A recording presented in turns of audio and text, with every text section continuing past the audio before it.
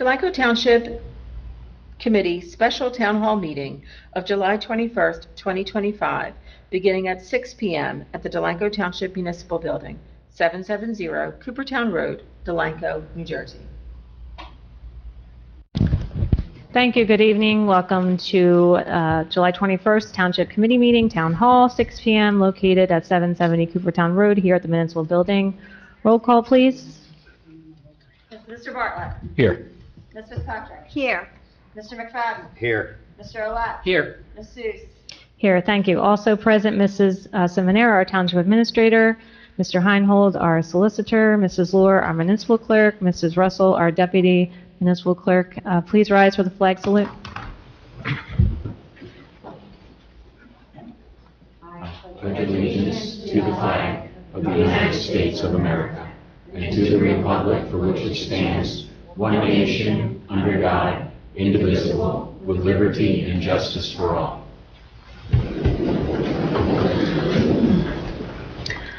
Could you please read the sunshine and live stream statements, Janice? Please be advised that proper notice of this meeting has been given in compliance with the Open Public Meetings Act in the following manner. Written notice has been mailed to the Burlington County Times and Courier Post and published in the June 21st, 2025 editions. And written notice has been posted on the official bulletin board of the Township of Delanco at least 48 hours prior to the meeting. This meeting of the Delanco Township Committee may be transmitted via live stream on YouTube video. The streaming of the meeting is not intended to be relied upon as formal public access under the Open Public Meetings Act. And if the technology is disrupted for any reason, the Township meeting will proceed in person as an official meeting in accord with the official notice. Thank you. If you could please take a moment and silence all your cell phones or put them on vibrate. And we're going to go ahead and read the rules governing public comment period and start our special town hall presentation. So Matt, could you please read them? Sure. I'm testing my vision tonight here. Pursuant to the provisions of the Open Public Meetings Act, NJSA 10:4-12, the Delanco Township Committee is entitled to permit, regulate, or prohibit public participation in its meetings. Public participation and comment shall be governed by the following rules to maintain order and prevent disruption of the meeting. Each speaker will have a maximum of 5 minutes to speak and should limit comments to the matter at hand. The speaker will be directed to conclude the remarks once the speaker's time has expired. No time may be yielded to a speaker by another speaker. Groups are asked to select a spokesman to speak on their behalf. Speakers will address the Township Committee from the podium and are asked to begin their remarks with their name and address for the record. Township Committee members are not obligated to answer impromptu questions or address remarks of the public during the public comment period. Speakers should expect the Township Committee to refrain from engaging in a dialogue except to the extent necessary to clarify the speaker's comment. The allotted time for engaging in a dialogue except to the extent necessary to clarify the speaker's comment. I'm sorry. Janice, you changed the font and it's so much smaller to read here. The allotted time for speaking from the podium is the method to address the Township Committee during the public comment period. The Township Committee will not entertain questions or comments called out from the audience. Speakers and members of the public should at all times maintain proper decorum and shall make their comments in a civilized manner. Personal attacks, obscenities, derogatory or slanderous remarks will not be tolerated. Thank you very much. Mr. Heinhold, would you like to read your comments? Yeah, I actually wrote out a statement, which I think I'm not sure I've ever done this in my career before, but I'm going to read a statement to you. We had some extensive discussion. I don't want to repeat myself, but if you didn't watch or come to the last meeting, you may want to go back and check the video and see the discussion about.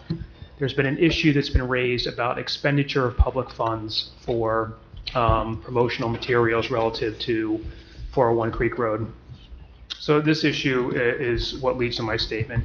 Over the past couple of weeks, an issue has been raised asserting that the township should not have expended public funds, approximately $2,800, to send mailers and place signs to encourage voters to approve the pending bond referendum related to the $3.6 million bond to purchase 401 Creek Road. The issue was further discussed at length at the Township's July 14th committee meeting, wherein I explained my reading of the law on the issue and the reasons for my conclusions. I went on about 10 minutes when I did that, so I'm trying to be a little bit more concise tonight. Following the comments made by the public and discussions that immediately followed, I conducted additional legal research, and that research has revealed additional law that, while not directly under the subject statute, calls into question my prior conclusions. While there is supportive law and logic behind the position that the township should be able to expend funds in this matter, there is also legal authority which suggests otherwise. In sum, the area of the law is not sufficiently well developed to provide legal assurance as to my initial analysis being the definitively correct opinion. In this situation, I am recommending we err on the side of caution. Additionally, discussions immediately after the meeting also indicated that there were potentially private funds willing to reimburse the township so that, quote, the public fund complaint is no longer an issue. While that initial decision that expending public funds was made in good faith, given the relatively small amount of money at issue, the further legal findings, and the offer of private funds, it has been my recommendation to take curative action to accept those private funds to remove any potential issue. When presented with this information, the 4 members of the governing body that were in favor of the purchase of 401 Creek have indicated their commitment to raise those funds relatively quickly to effectuate a reimbursement to the township. It is clear that this has become a somewhat controversial or divisive topic. Further, the members of the governing body in favor of the purchase of 401 Creek Road are concerned that the contention surrounding this issue may distract from the true issue, which is, of course, whether the purchase of 401 Creek Road is beneficial for the township. Simply put, there are times where there are things more important than being right. Discretion is the better part of valor. Those members of the governing body that have stepped forth to take this action to raise funds and reimburse the township took the initial actions in good faith and reliance upon my legal opinion. The steps being taken now are in further good faith effort to respond to the criticisms and in an attempt to resolve differences within our community as amicably and honestly as possible, to ensure that the issue before the voters remains as clear as possible, whether to purchase the property is in the best interest of the township. We're going to put this up on the website as well. Thank you, Doug. Appreciate that. And in our previous town halls, we've gone into detail about what the purchase is, why we're purchasing this, and I think everybody kind of has more information now to where we can skip that part of that. Don't have to go back into the presentation itself. The presentation is available on the website, detailing, how we got to this point, why we're purchasing it, the timeline. ERI soil and groundwater investigation is posted up there. Additional benefits, the maps showing the plot lines are all up there. So we just kind of want to focus on this town hall, just answering some questions and giving more information if necessary to clarify before the vote on Tuesday. So again, Matt read the rules governing public comment period. Your timer starts at 5 minutes. I have a timer up here that I'll be happy to keep track of that for you, and then I'll let you know when you have 1 minute left. So if you'd like to make a comment or have a question, you can come up to the podium and state your name and address for the record. Mayor, Sir? prior to the public, I'd like to make a statement, please. Sure. Okay. We're here with the Just pull the microphone closer to you. There you go.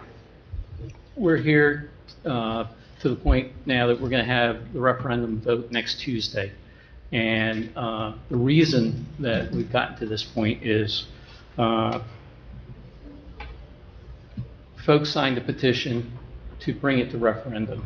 And I'll just read it, of what they read prior to signing the petition.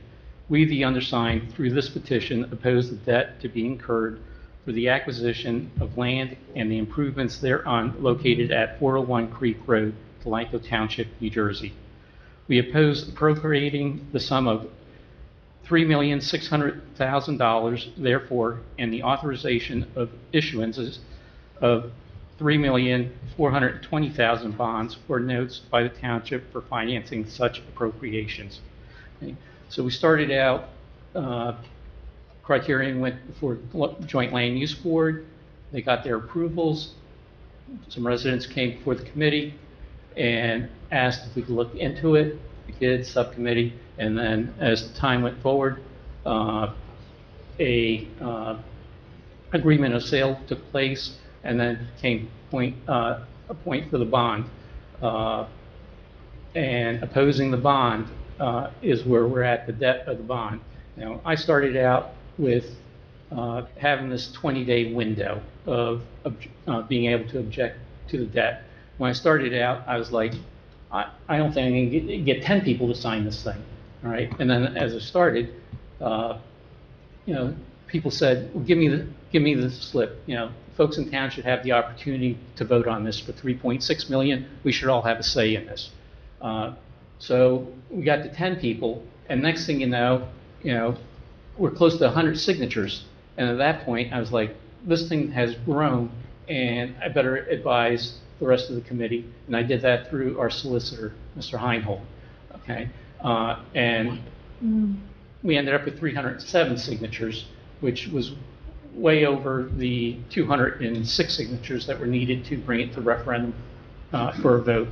So here we are, the opportunity, or the unique opportunity for our community to vote on whether they want their tax dollars to go towards the debt is where we're at. So I encourage everyone, and knowing that we're probably in the $70,000 range for this election, all right, I feel like there's some pressure there that we need to get folks out to vote, and again, for this unique opportunity, whether they vote yes or they vote no, it's a unique opportunity for the residents to have their say. So, and I'll leave it at that. Thank you, Mayor. Thank you. Doug, just a quick fact check on that. We didn't find out about the petition until the 28th of April, right? We didn't have any notice ahead of time that this was forthcoming? Mayor, I didn't know this was going to be an issue. I don't know exactly what the timeline was for the petition. I will say that the statute provides a 20-day window. Mr. Ouellette did advise me, and I advised others in town as soon as I learned that there was an effort to put a petition together. The exact timing of that, I don't remember, but the only operative fact really is that there's a 20-day window from which to file those petition documents, and as evidenced by the prior action early in May, the resolution that was adopted put the referendum on the ballot. So that's all been done. And that's a 20-day statutory Yes, standard with every bond, per the bond law. yes, thank you. Any other members of the committee wish to speak before we open it to public comment? I think maybe we should state the fact that right after the Joint Land Use Board hearing where criterion was approved, Mike Templeton brought up to the Township Committee, and this was in 2024, why don't we buy this property and make this go away? And we sort of pondered that, but we didn't take any complete action or any real action at that time, but we did think about it. So as time went on, we decided, yes, let's look into that and see what a verbal approval or value of that property would be to maybe make an offer on that land. And so we set up a subcommittee of Carolyn and I, because you can only have 2 people on a subcommittee when you have 5 members on the Township Committee. So that initial idea came from Mike, and Carolyn and I did sit down with them. As this has been stated, I don't know how many times before, but I just feel like we should reiterate it. So we did sit down with them, and it was valued verbally at $4 million. So we offered 3.5, thinking that maybe they would come back at 4, and they agreed to accept our offer. So after they agreed to accept our offer, before we actually did the letter of intent, Doug was working on that. We actually put that through. We did a good assessment value, which came in at $5.4 million. So we thought we were pretty good at doing that, and everyone on the Township Committee agreed to the agreement of sale. Everyone signed the agreement, yes. We're in favor of purchasing this property. And so it was, and working in law for as long as I have, 40 years in total, and handling a lot of real estate transactions during that time. It's very rare that someone agrees to purchase property and all of a sudden backs out of financing it. So I understand what Fern is saying, and I also understand that there's a vision for the town to protect the town by purchasing this property. Just like we had a vision when we purchased the mansion, and I have said this over and over again. And if you were at the ceremony at the mansion, our waterfront park, that vision started in 2005, but we didn't know what the end result was when we bought that building. That building was like $1,750,000. Then we bought the carriage house. That was a little over $350,000. It was more than we anticipated when we bought the carriage house. But we stopped something from happening in town that would have been a disaster. We stopped a juvenile detention center from being put in a beautiful building there. So right now what we're trying to do is to stop another problem in town, a diesel truck facility between a park and a residential residence. So it's no different than a vision for the mansion. And we didn't have a plan for the mansion.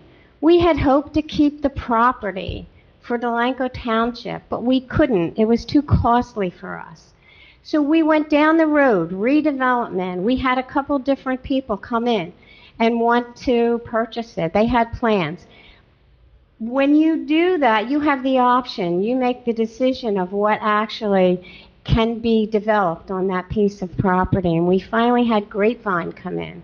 And when Grapevine came in order for them to make any money on that property, they had to have the opportunity to put townhouses around the mansion. In order to redo the mansion, in order to bring it up to standards, we got 27 affordable housing senior units there that is on our affordable housing list, that we do not have to have any affordable housing this time around. This is the 4th round. We probably don't have to have any in the 5th round either. So you need to keep that in mind. The tax base that we got from the property surrounding the mansion was a good deal for Delanco, believe me. So that vision we didn't have when we purchased that property. We were trying to keep it for the town, but we couldn't. But that vision turned out to be a pretty good vision for Delanco. Look at the park we have today. We fought with the Army Corps of Engineers and DEP to gain back 10 feet of property that was eroded away, and now we have it. We have a wonderful park for the people to enjoy. So what's to say, now that was in 2005. God knows what that property would be worth today. So what's to say that this property is not going to benefit Delanco down the road? Right now, that property brings in a tax base of $23,000. Out of that, Delanco Township probably receives a little over $7,000. So we're not losing a lot of money. And when they finish doing what they're going to do out there, we may get maybe $8,000. And the school may get, I don't know, 10 or 12. The rest will go to the county and the state. So I understand economics. I understand people having to expend more money for taxes. But give us the opportunity to know that what we're doing is for the benefit of this town, because that's why we're doing it, to save a piece of land for the benefit of all the residents in this town. Not all the residents live near the Zerbrook Mansion and enjoy the waterfront property in this town. But we did it for all the residents in town to have the ability to enjoy it. So just think about that when you go to vote. This wasn't something that we just decided to do overnight. And it wasn't something that was not transparent. It's what we do. We try to make decisions for the betterment of this town. So when you go to vote, think about that. Think about what we've already done in the past and how this can benefit the future of Delanco. Thank you. Thank you, Kate.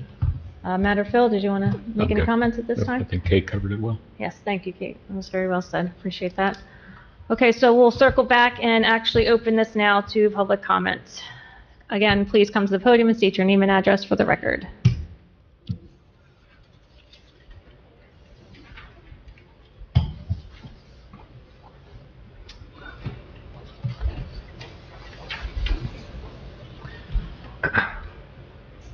Austin Dasher, 2405 Burlington Ave. I'll begin by once again thanking the committee for this opportunity to learn more and discuss this $3.6 million bond and highlighting their reasons why they believe it is the right decision to purchase this land. After giving the committee the chance to explain their arguments for the purchase, I wanted to take this opportunity to highlight the list of cons or negatives that seem to have been either downplayed or left out. I lay these out not to define what you guys feel about this bond, but to ensure an equal representation of both arguments. I want to start with the biggest issue, taxes. And let's be clear, nobody can say how much or how little taxes will be increasing. But even the committee has acknowledged that they will increase. Context is important. And before we can even start looking at the tax impact coming from the 401 purchase, we need to look at everything leading up to it. The township is already looking at tax impacts, including but not limited to the approximate $104 increase to taxes from this year, the Delanco Centennial Celebration costs, which we're currently sitting at about 25 grand, an equal amount or more are expected in 2026, depending on donations. Current debt repayment has been reduced to the almost minimum to try and offset this year's taxes. My interpretation of that would be that this minimum would mean we can't rely on lowering our payments much further to reduce these taxes. Approximately $200,000 for a potential municipal building roof replacement, as quoted by Mr. Bartlett. Trash collection and disposal is expecting significant increases in 2026. And $3.5 million bond for school repairs and upgrades that are being done to the Pearson School this summer. Now, the committee has stated that this will not impact 2025, but they cannot guarantee it won't impact 2026 and beyond. And purchasing this property would also result in the loss of over $23,000 in tax revenue for the township and school. All of these tax impacts are coming in before we even add this $3.6 million bond. How much will each of these affect taxes? Nobody can say. But I hope everyone can see how these things are already beginning to stack up. I haven't even mentioned the other expense increases coming, like the electric bill increase that we're all dreading. Who are we to decide how much of a tax increase is small or inconsequential? What is small to you may be unbearable to me. For a topical analogy, when the weather's getting hotter, you don't turn on the heat in your house. The idea that a small increase is assumed to be acceptable is kind of upsetting. I don't think we can make that decision for others, and I believe that is a very pertinent reason as to why this referendum is so important. Next is the lack of a plan. Now, I'm well aware that adding a plan would change the cost of the bond and its interest rate, so I don't want to focus on the lack of a plan for what to do with 401, but rather the lack of any contingency plans in the event that things don't go the committee's way. No contingency has been presented. No expectations for what happens if the land can't be sold have been outlined, and no strategies to minimize the negative impacts have been presented. Instead, the focus has been entirely on what would happen if things go perfectly. While I would love to assume things will always work out, I think everybody has had experiences where, despite how hopeful they've been, things just didn't go their way. And despite being made aware of how concerned residents are about this purchase, the fact that the committee still has not come up with a contingency plan to ease their minds is once again concerning. Finally, as I know there is a time limit I must abide by, I want to cover how the committee has handled themselves during this purchase. It's obvious how stressful this has been for the committee, and for certain moments I could absolutely see why certain tones were used or subtle comments were made. And I'm not here to comment on that. Instead, I want to talk about the communication and transparency. From the beginning, this purchase has been on an expedited timetable. That's indisputable. However, my issue is with the lack of community outreach regarding this purchase. Whether Mr. Ouellette had the incorrect numbers or not, why was he the only one who truly got the word out to the community? Why was he the only one to go out of his way to notify the public? The mayor is the admin of a Facebook group featuring over 5,000 members. Why were there no posts regarding it? Matt Bartlett is a group expert in that same group, also did not post about it. I think it is fair to say that this purchase, which is absolutely not normal, and probably one of the bigger topics our town has faced in a recent memory, is kind of deserving of some extra effort to inform the public. Additionally, when questioned in public forums, such as Facebook, instead of answering very simple questions, the committee either ignored them or redirected them to the, at the time, brand new township administrator, who was still getting used to her new position. Just so you know, you have 30 seconds left. Oh, appreciate it. In conclusion, I am not downplaying how people feel about truck traffic or the environment, but I wanted to ensure an equal representation of both sides. Taxes, contingencies, and clear communication are just some of my issues, and I would love to explain more, but I'm constrained by the time limit given. Regardless, thank you for the opportunity to speak. Thank you.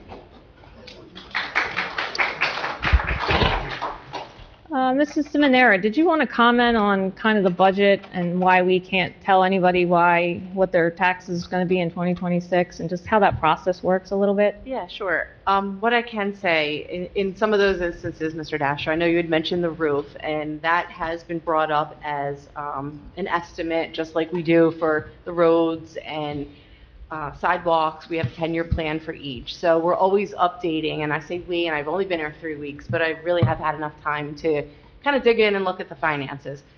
That is just a proposal in the future. We have no idea. It's not something that's going to be done in the imminent near future. What I can speak to and what this governing body has done is, there was some old money sitting on the books. There's old improvement of the authorizations. There was old debt available. They went through and cleaned everything up. They canceled all the existing balances to actually make room for this. So while there's going to be an increase to the expenses next year, there's also room on the revenue side to offset some of this, if not all of it. They canceled in the tune of $390,000 worth of old debt that is now available to offset any increases going forward. We can use it in 1 year, we can use it in 2 years. So they have done due diligence in trying to free up some cash. And that is money that would have been spent on other things. So they've just prioritized it in this situation. I've been doing this for well over 23 years as a CFO. I've been doing government finance over 30. And what I was shocked at are the numbers. The debt ratio and what we're allowed to spend as far as debt versus what we are. We're allowed to spend 3.5% of the equalized value of what the value of the town. We're at 0.41%. I've never seen that in all my years. And I'm not saying just because it's available you need to spend it, but it just goes to show you how responsible they have been in the past.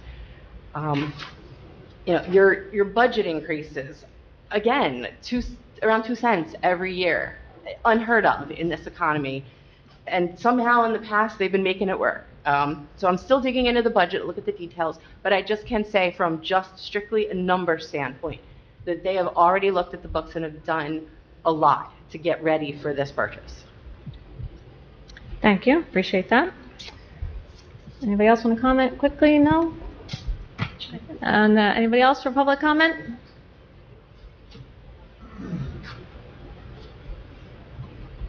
Hey, Joe. My name is Joe Galvano, 211 Magnolia Lane. First, I want to say thank you to the committee. Hello, Doug. I know what it's like to sit up there. I appreciate everything you all have been doing to try to make this town as good of a town as we can have, so I appreciate that. Mine is not so much a statement. I just have some questions, and I apologize. I came in a little late if you repeated some of it or answered some of this already. You talked about the amount of debt on the books. How much debt do we have as a township on the books? Outstanding debt, approximately. I don't want to guess. Okay. The sole purpose, and while we get that answer, the sole purpose of this bond referendum is to purchase the land, find a better suitable use for the land, and sell the land. Mm-hmm. That's my understanding. Is that in a nutshell, right? Correct. The intention of the committee is not to hold the land, right? Okay. Are we financing this with 30-year debt? Can you explain the debt structure that we're using to finance this a little bit? Is it 30-year debt? Does it have call features? Can you tell me any of that? It would be 30-year debt. 30-year debt. I 30 don't know, as far as I haven't gotten into whether there were call features or not. 30-year 30 years. municipal debt usually has 10-year call protection, is typical in the finance space, right? So we know that. If this is such a short-term need, why are we issuing 30-year debt as opposed to 5-year municipal bond debt, where the interest rates are significantly lower, and you can have a call feature or a prepayment that you can apply to retire this debt much more quickly than 30 years? If we are successful, and I think you can be successful, because I think the intention of what you're trying to accomplish is correct. I support the intention. The root of my questions is I'm not so sure I support the way we're going to go about it in the financing end of it. So, do we know how much debt we have on the A books? little over 2 million. A little over 2 million. Okay. So, has there been a discussion about using short-term debt that when you sell this property, if you borrow it 3 years, a 30-year municipal bond paper is roughly 5.25. I don't know if you've got guidance on what the interest rate is. That approximate, right? I think anywhere from about 3.5% to 4% is what they're selling for right now. Right. On 30-year paper, Yes. I think that's off. If you look in the open market right now, a 30-year AAA rated bond pays 5.25%. Yeah, the sewer authority, it depended, it was kind of varied, 3.5 to 5.25. Okay, right. They So were right. in between. We got Right. some at 3.5 and some at 5.25, and Okay. then we got some government that was 0. Right. So at 5-year debt, you're roughly 2.5, 2.75. And again, back to the point of with short-term debt, instead of having 10-year call protection built into the bond, you could have maybe 2-year call protection. Has the committee explored using short-term debt, yes or no, and why or why not? Wouldn't the interest rate be, yes, go ahead. Okay. Again, I was not here back then, but we would definitely be looking at short-term notes. Yes.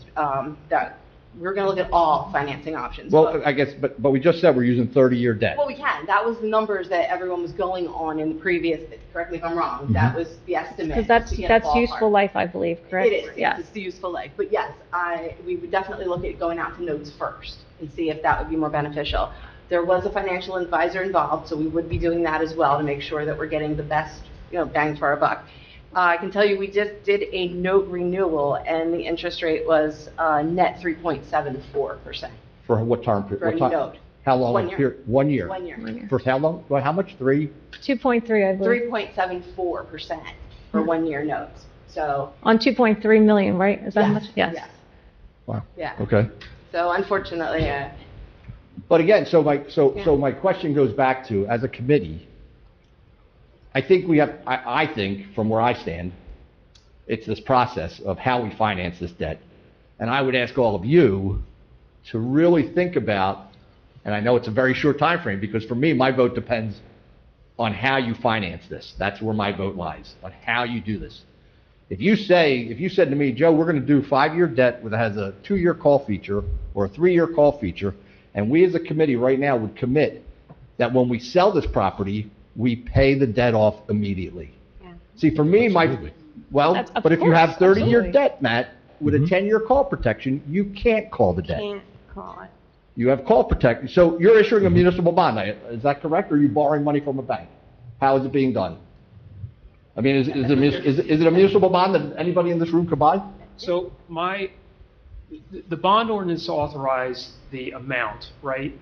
Once you do that bond ordinance, you can do bond anticipation notes until you go to permanent financing. I fully anticipate, because of the flexibility the municipality wants to have to try to find a better use for this property, that for the reasons that you're stating, the professionals involved, and my partner's bond counsel, and there's a financial consultant involved, that we wouldn't immediately dive into the 30-year permanent financing.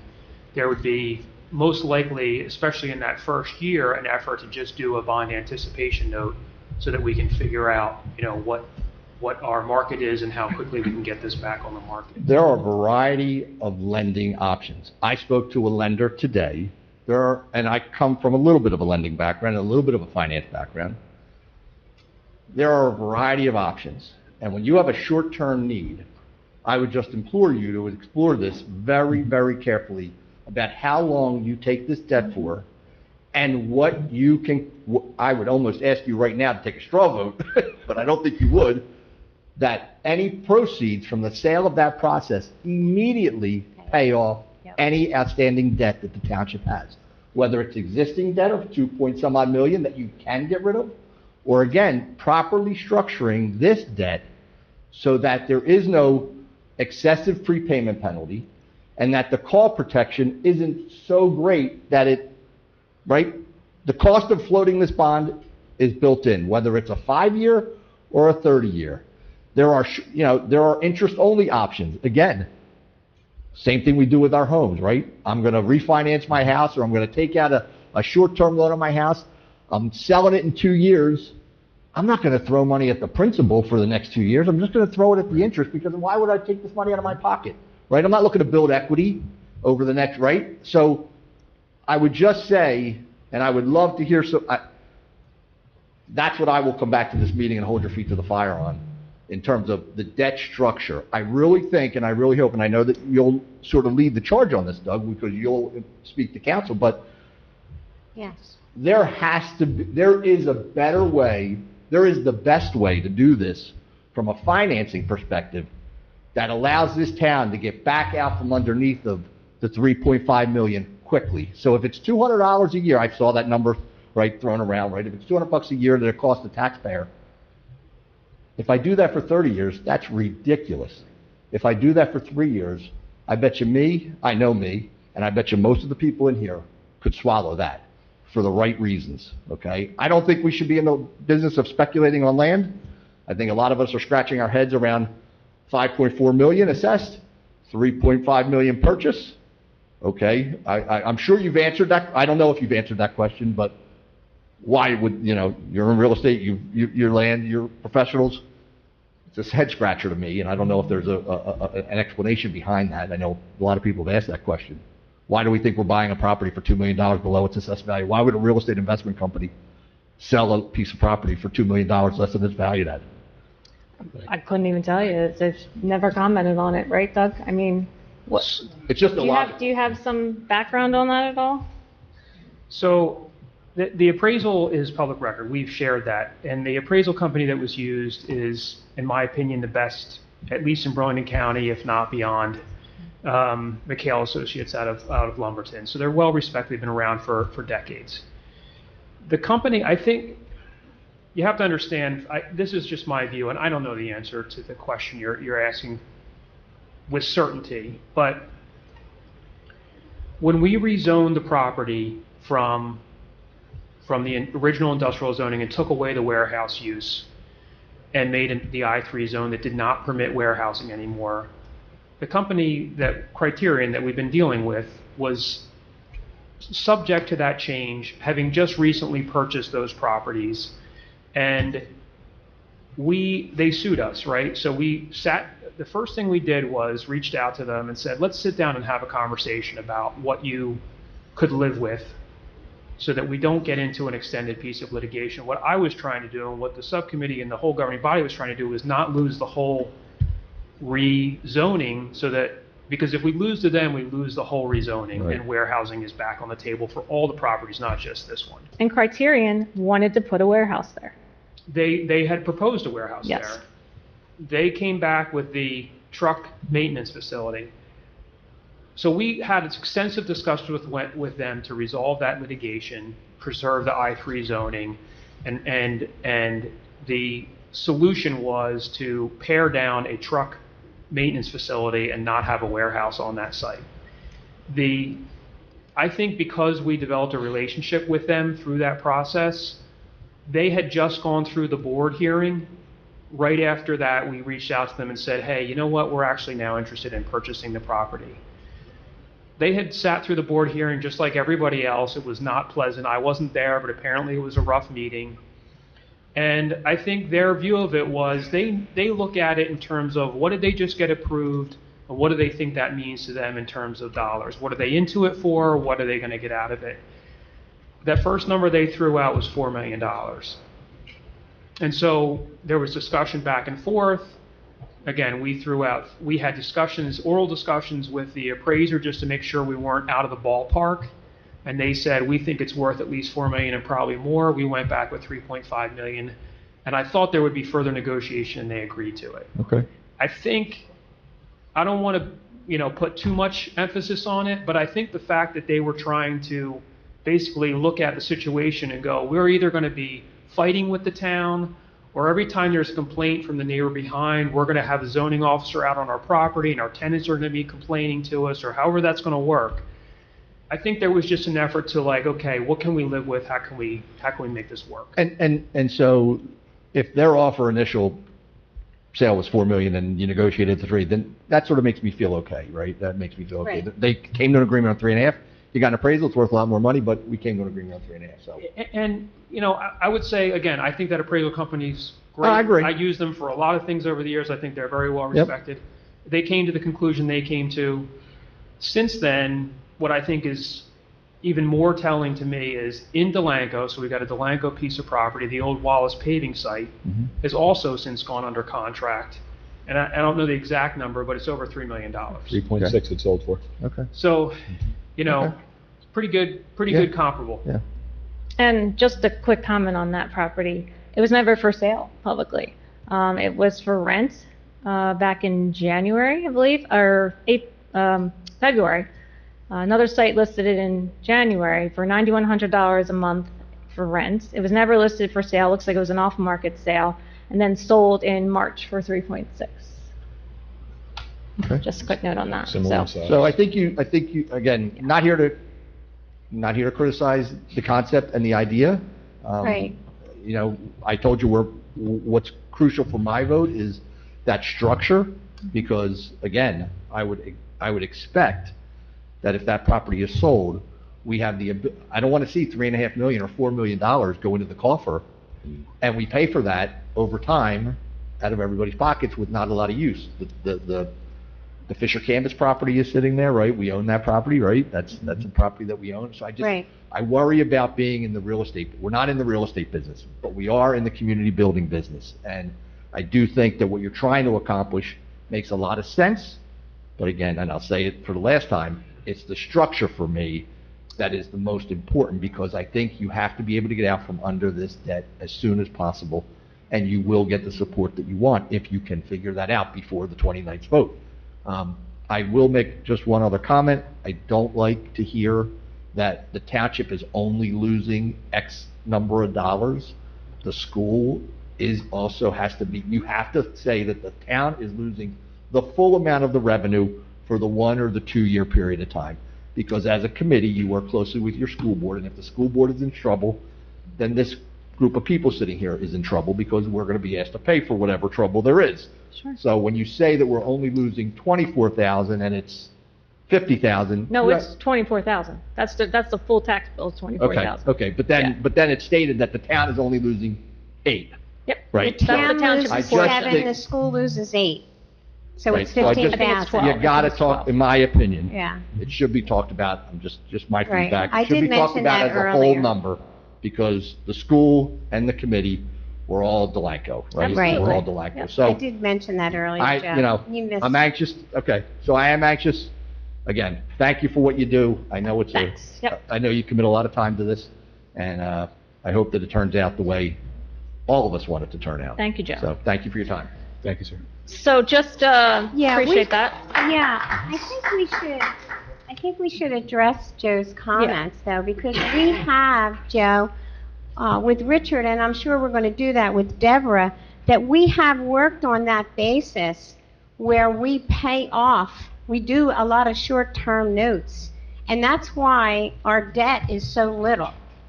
I mean, a little over $2 million is really good for our township. We haven't gone out to long-term financing. I couldn't No. even tell. It's always short-term notes, and you can do it up to 10 years. what we do on this, and And that's what we should do on this, so that exactly, so we can pay it off as soon as we sell it.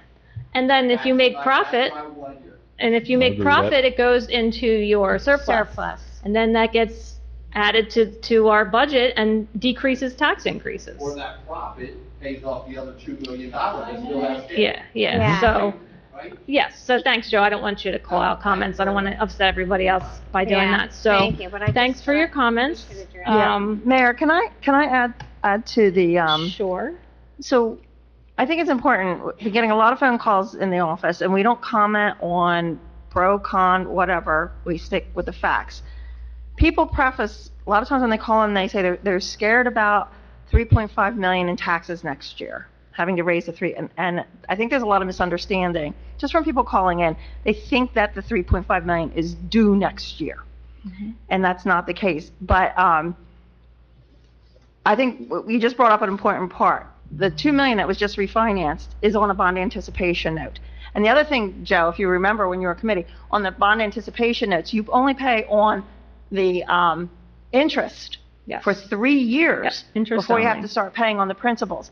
And the bond market is, so you go out to the bond market and you see what's out there and you get your best, you're out to bid, right? And you get the best that you can on that short-term note. So that first 3 years, there's not even in principal due, there's just interest due. And the thing is, you're watching the bond markets, because I don't know if you remember when interest rates were less than 1%. Okay, anybody who had long-term amortization on the useful lives went to permanent financing. That made sense at that time. So it's not like the committee and your finance officer and your administrator are watching the bond market, watching interest rates. We have a financial advisor who is watching and advising, hey, it would be good if, and that's only if the township committee keeps the property that we're looking at a long-term amortization.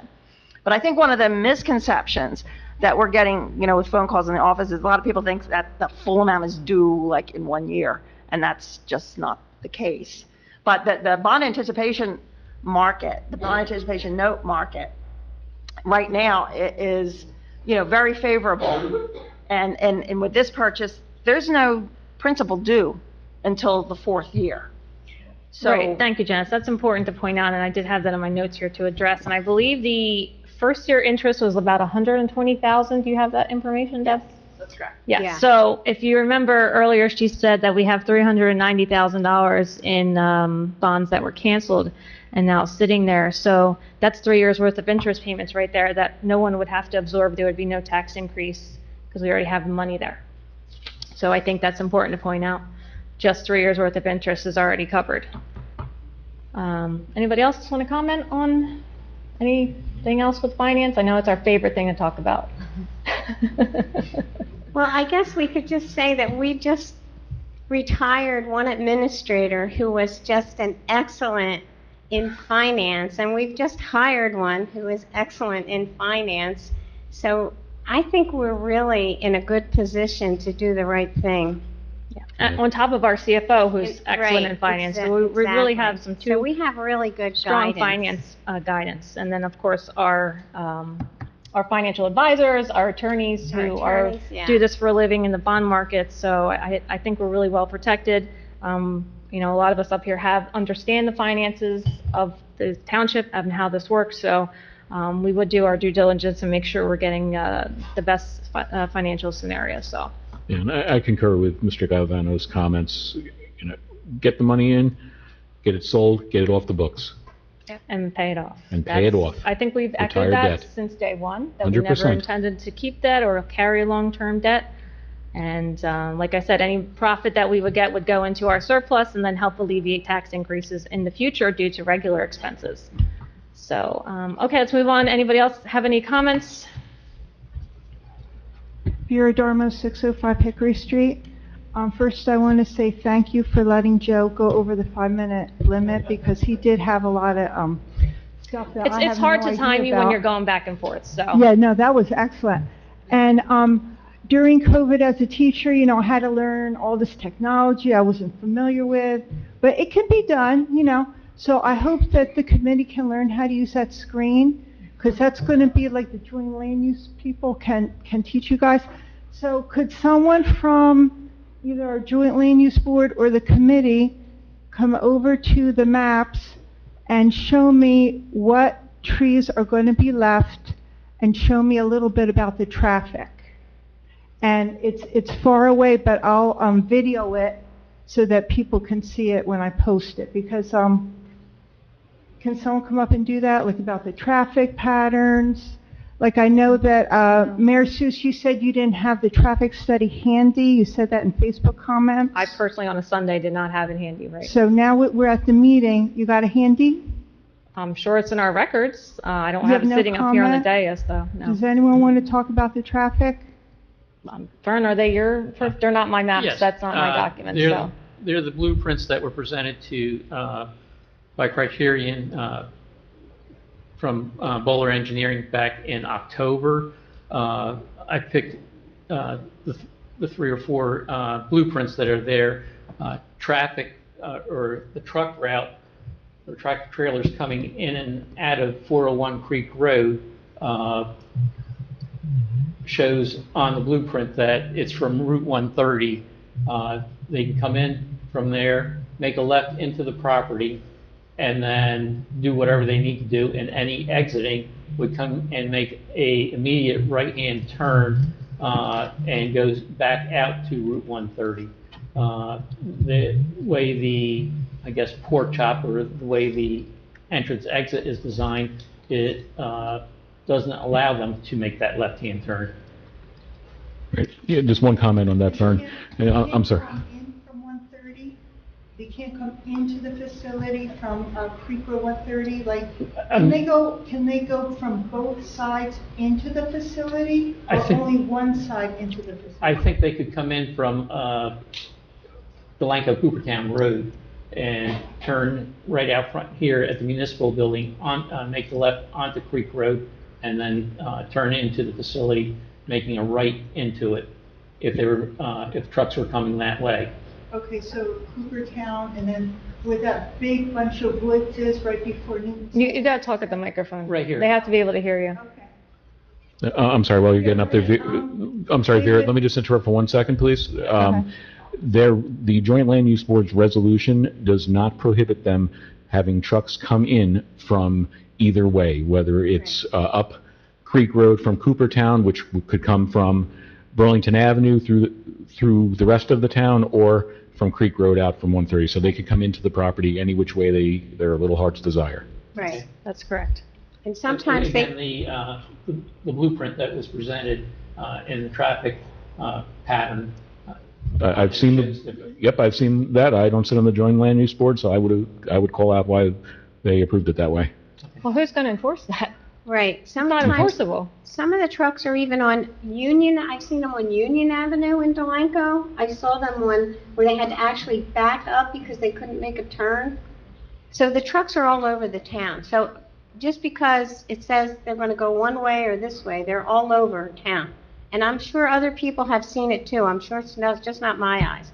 There was a fellow who actually put it on Facebook the other day where the truck had to back up several times in order to make a turn, and he actually went over the curb anyway. So It's nice that public service has closed off access to Burlington Avenue coming over the bridge from Riverside between 7 a.m. and 7 p.m. while they're doing the gas work out on the street, because they've got Burlington Avenue blocked off. Be nice if that could be done permanently. Yeah, it'd be nice. Okay, so people can judge from their own experiences about the big tractor trailers coming through. I've seen, like a couple years ago, one instance that was really bad. So residents can judge from their own experience. So in terms of existing trees that are going to be left, nobody wants to come here and do a little circle with their finger? Vera, I'm not on the Joint Land Use Board. I saw the blueprints. I know that trees were an issue dealing with the property. I've got it there. Folks can come up and take a look at it, after the meeting, or if anyone can explain it better, that would be fine. You have to talk at the microphone, Vera. Yeah, okay. The wetlands? Is that That little, okay, let me go here. The bottom of the triangle Yes. is going to be untouched. Yes. The trees aren't going to be clear cut. Clear cut means everything goes down. I saw that word used in the article that the Newton's Landing magazine had. They said that the which was going to be clear cut. Mm-hmm. That's not correct. This is the wetlands right here. This little patch land thing is wetlands. Okay. That's the only portion. So that's going to be left, and that's a ways away from the path to the path to the Pennington Park. Okay, thank you. Thank you, Vera.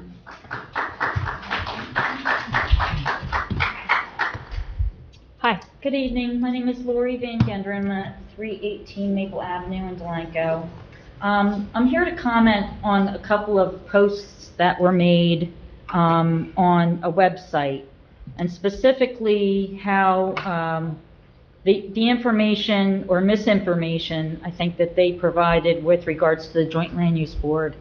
I was the chair of the Joint Land Use Board for 29 years. I retired from the board as of January 1st, but I was on the board when this project was, the application was brought before the Joint Land Use Board and was approved. These posts specifically called out members of the Joint Land Use Board who were absent from the October 2024 meeting when the application for 401 Creek Road was heard. And I don't know why whoever wrote these posts felt it necessary to call people on the board out by name. I thought it was very derogatory. And the reason I wasn't present at the meeting that night was because I was sick.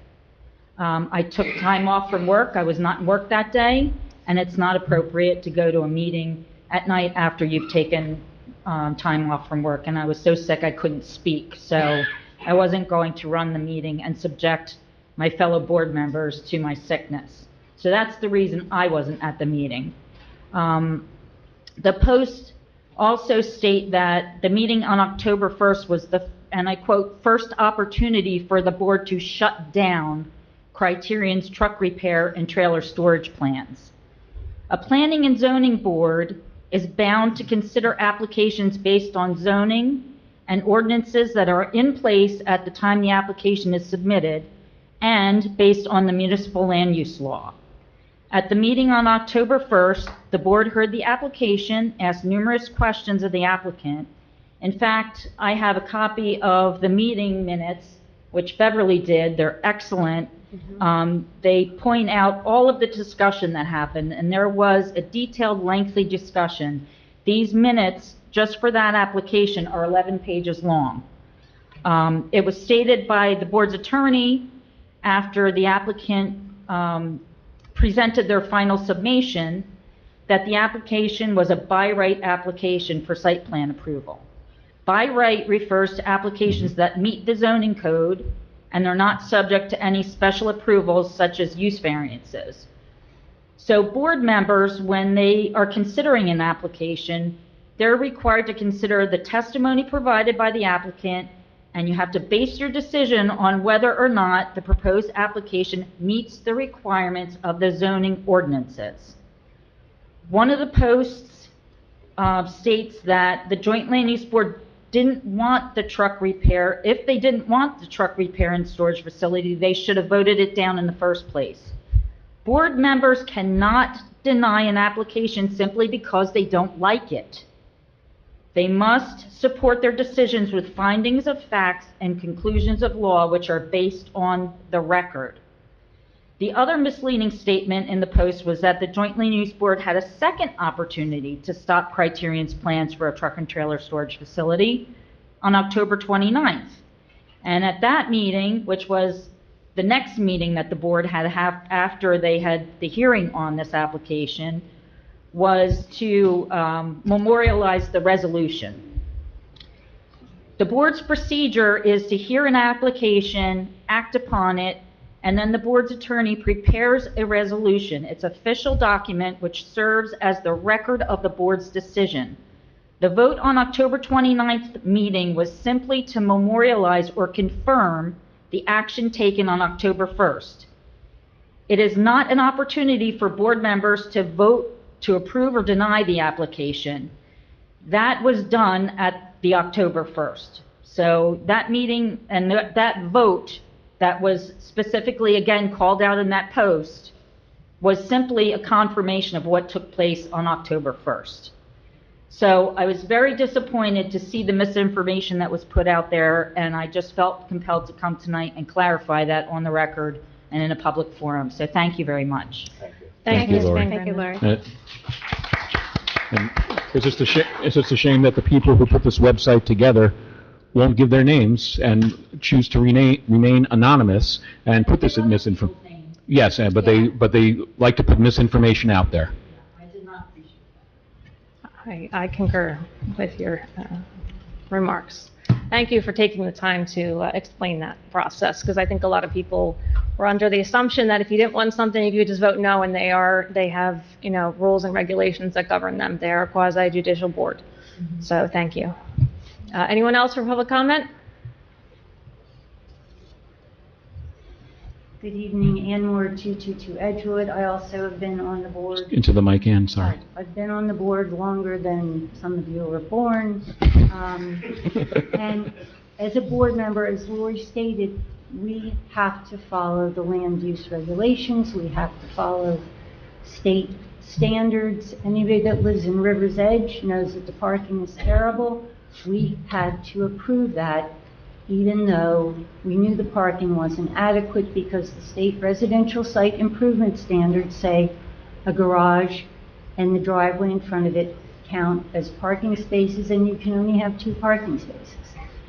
If anybody looks at the minutes and looks at how the board members voted and why they voted, I stated that I had to vote yes. Basically on this one, our hands were tied because they met the zone. And that the rezoning to stop the warehouses was a better choice. What the township is proposing now is something that could be the best choice. And it needs time to grow and develop, and it would really be foolhardy for Delanco to not approve the referendum. Thanks. Thank you, Ms. Moore. Thank you, Ann. Anyone else for public comment?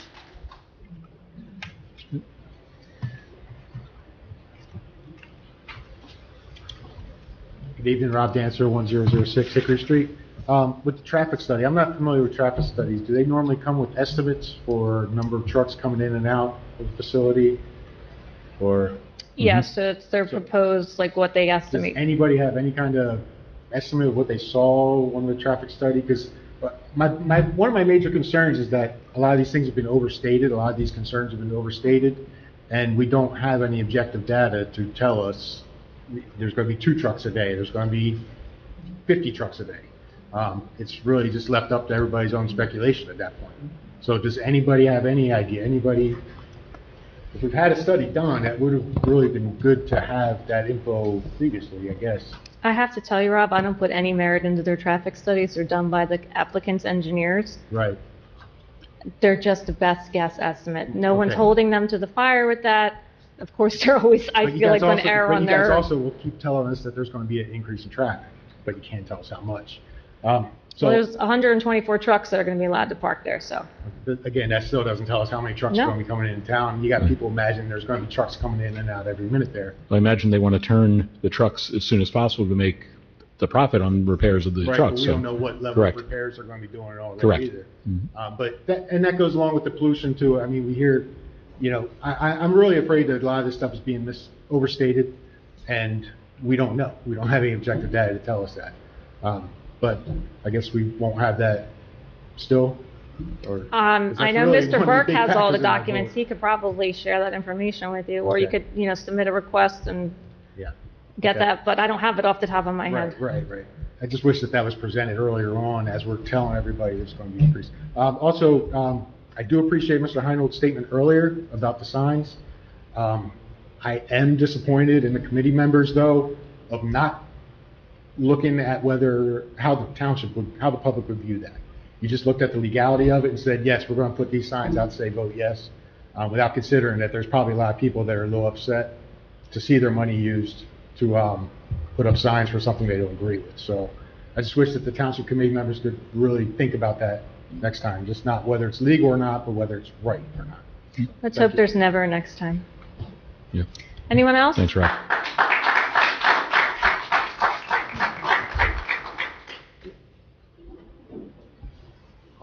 Borowski, 55 Pennington Court. I am a member of the Joint Land Use Board, and I am a member of the Shade Tree Commission.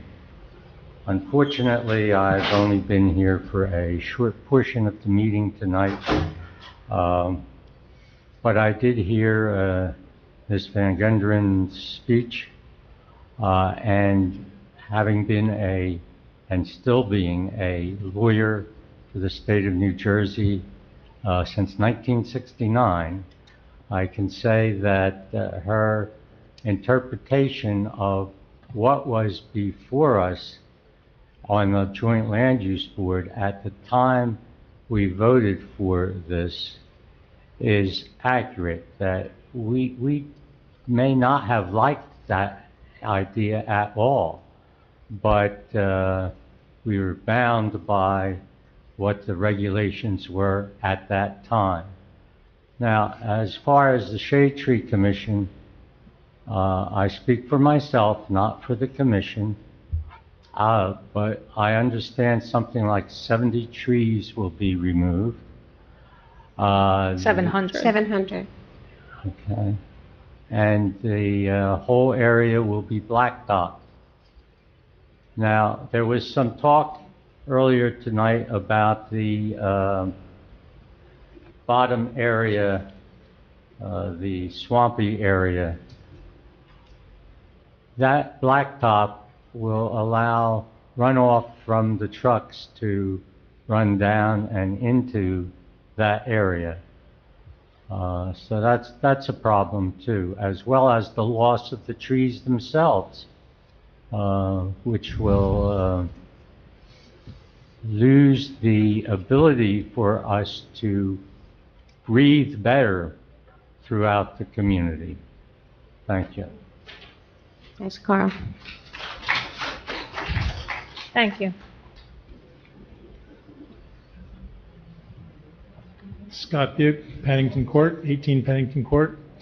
Boy, I don't know where to begin with all that I've heard. One thing I would like to mention between Newton's Landing and the crossings, there's about 400 homes that are contributing to the school taxes. That comes over to like $2 million a year that the school is benefiting each and every year. And a lot of that may even be to partial fault of the pilot program that was instituted some 20 years ago. Fern, I think you and Mike were involved in that, which obviously cut school funding. It cut fire funding. It cut public funds funding, cut, and had to be made up somewhere else. My taxes here in Delanco are higher than what I was, per rate, are higher than what I was paying in Delran for twice the size of the house, 3 times the size of the property, and I had a full school over there from kindergarten on up to 12th grade. So I was paying basically less taxes over there than I am here. I hear about the traffic. It's not just about what goes in and out of this property potentially. It is, and I have pictures on my phone. I followed a tractor, a large tractor, just tractor, with no license plate, over the bridge coming into Delanco. I also followed a large tractor trailer coming into Delanco from Riverside. I also have a picture where a large tractor trailer came down Burlington Avenue from the schools on down and had a hard time making that turn on Burlington Avenue to go through Delanco. So now you have Amazon open in Sentiments, and there's another trucking company that's taking over the other half of it. There is a huge amount of traffic on River Road.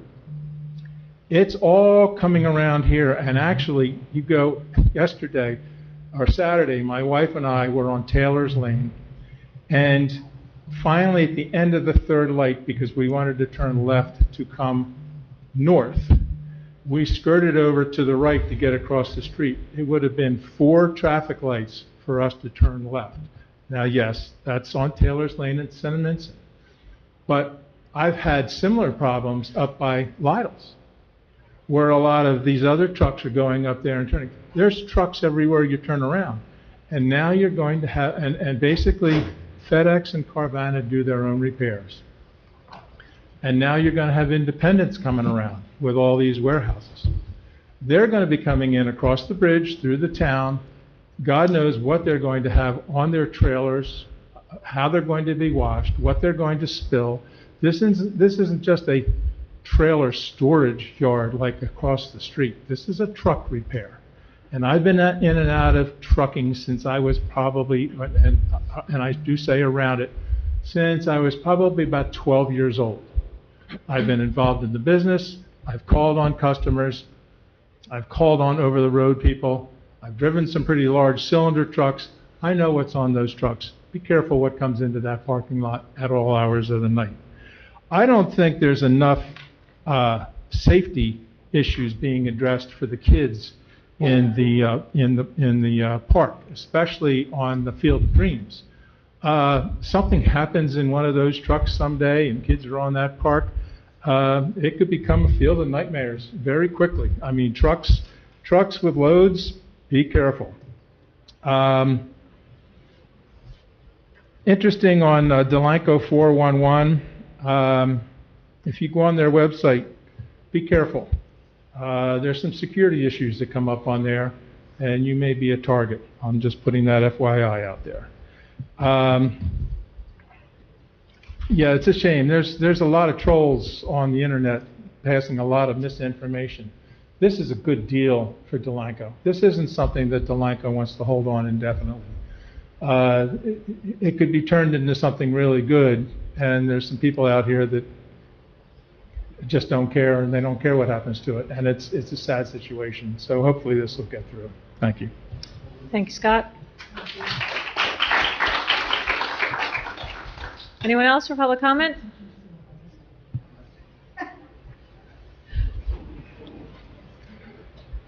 Good evening. I'm here for Michelle Carlo. She's my daughter at 301 Magnolia Lane. I'm her mom. I'm part owner of the property. Just so you know, I have a vested interest. I'm Eileen Carlos. Before I begin, I would like to know if anybody on the Township Committee has anything that they'd like to say to me or about me before I begin. Perfect. First, I'd like to commend Mr. Willett. My daughter called me in a panic. She's upset about taxes going up. She wouldn't have known anything about this. She contacted me, and from there, we did some review. It takes a lot. I've been in your shoes. You could see one half, and they go against the other half. Just because you're the singular doesn't mean you're wrong, and I commend you for standing up for the other side. Mr. Heinhold, I really appreciate you and your thoughts tonight.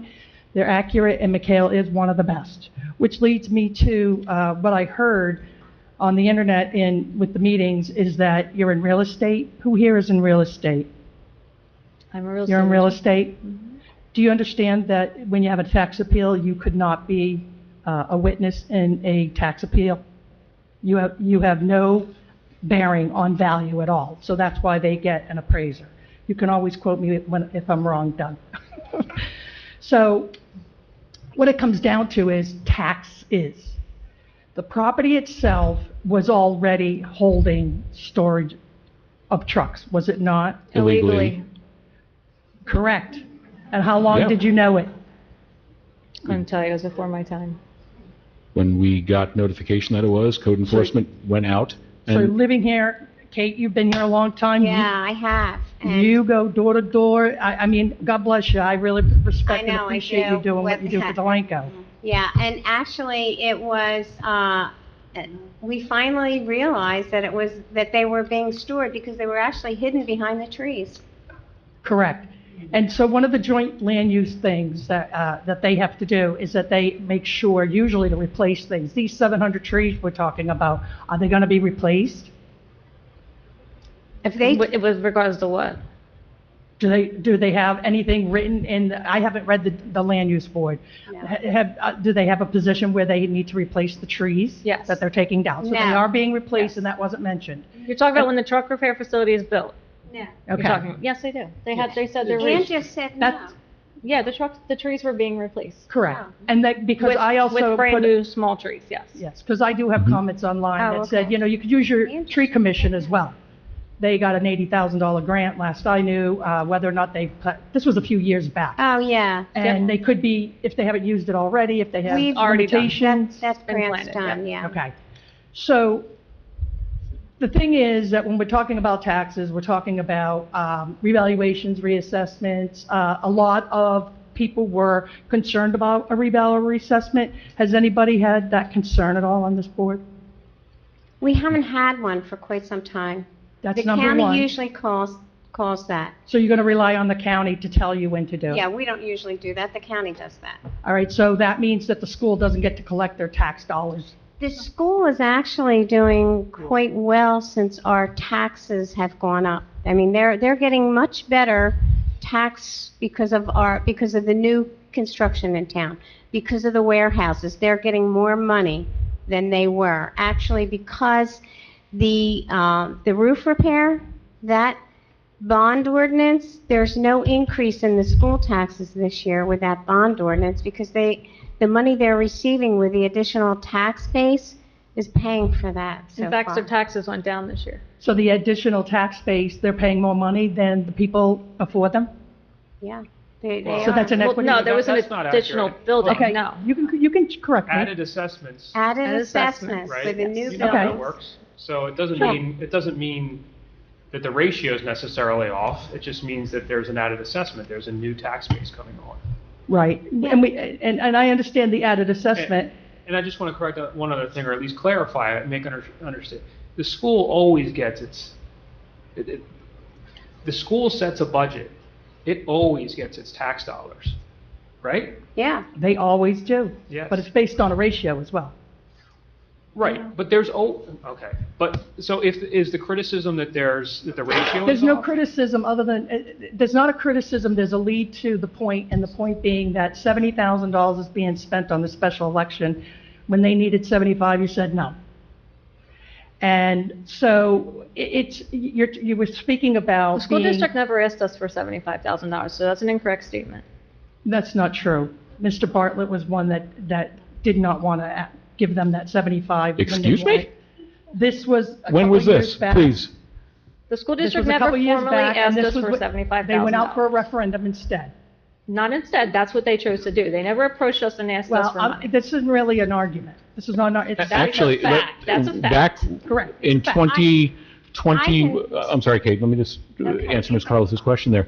Back in 2020, I'm losing track of years, 2021, I believe it was, when there was additional funds from Living Springs that were found for the $50,000. for the monies that came in. I was actually one of the few people who supported that, giving the money to the school.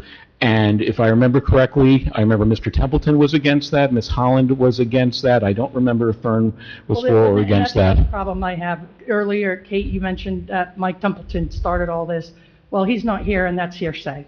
So it's unfair to make a statement to the public, and Mike's not here to defend himself. So how does Our the public attorney really know? Our attorney could collaborate with attorney that. He reached out to our attorney. So Well, that he also collaborates. abstained from the It's vote, also not a right? legal proceeding. No. Did he It's not a also- legal proceeding, so we Did he can, also abstain from the voting?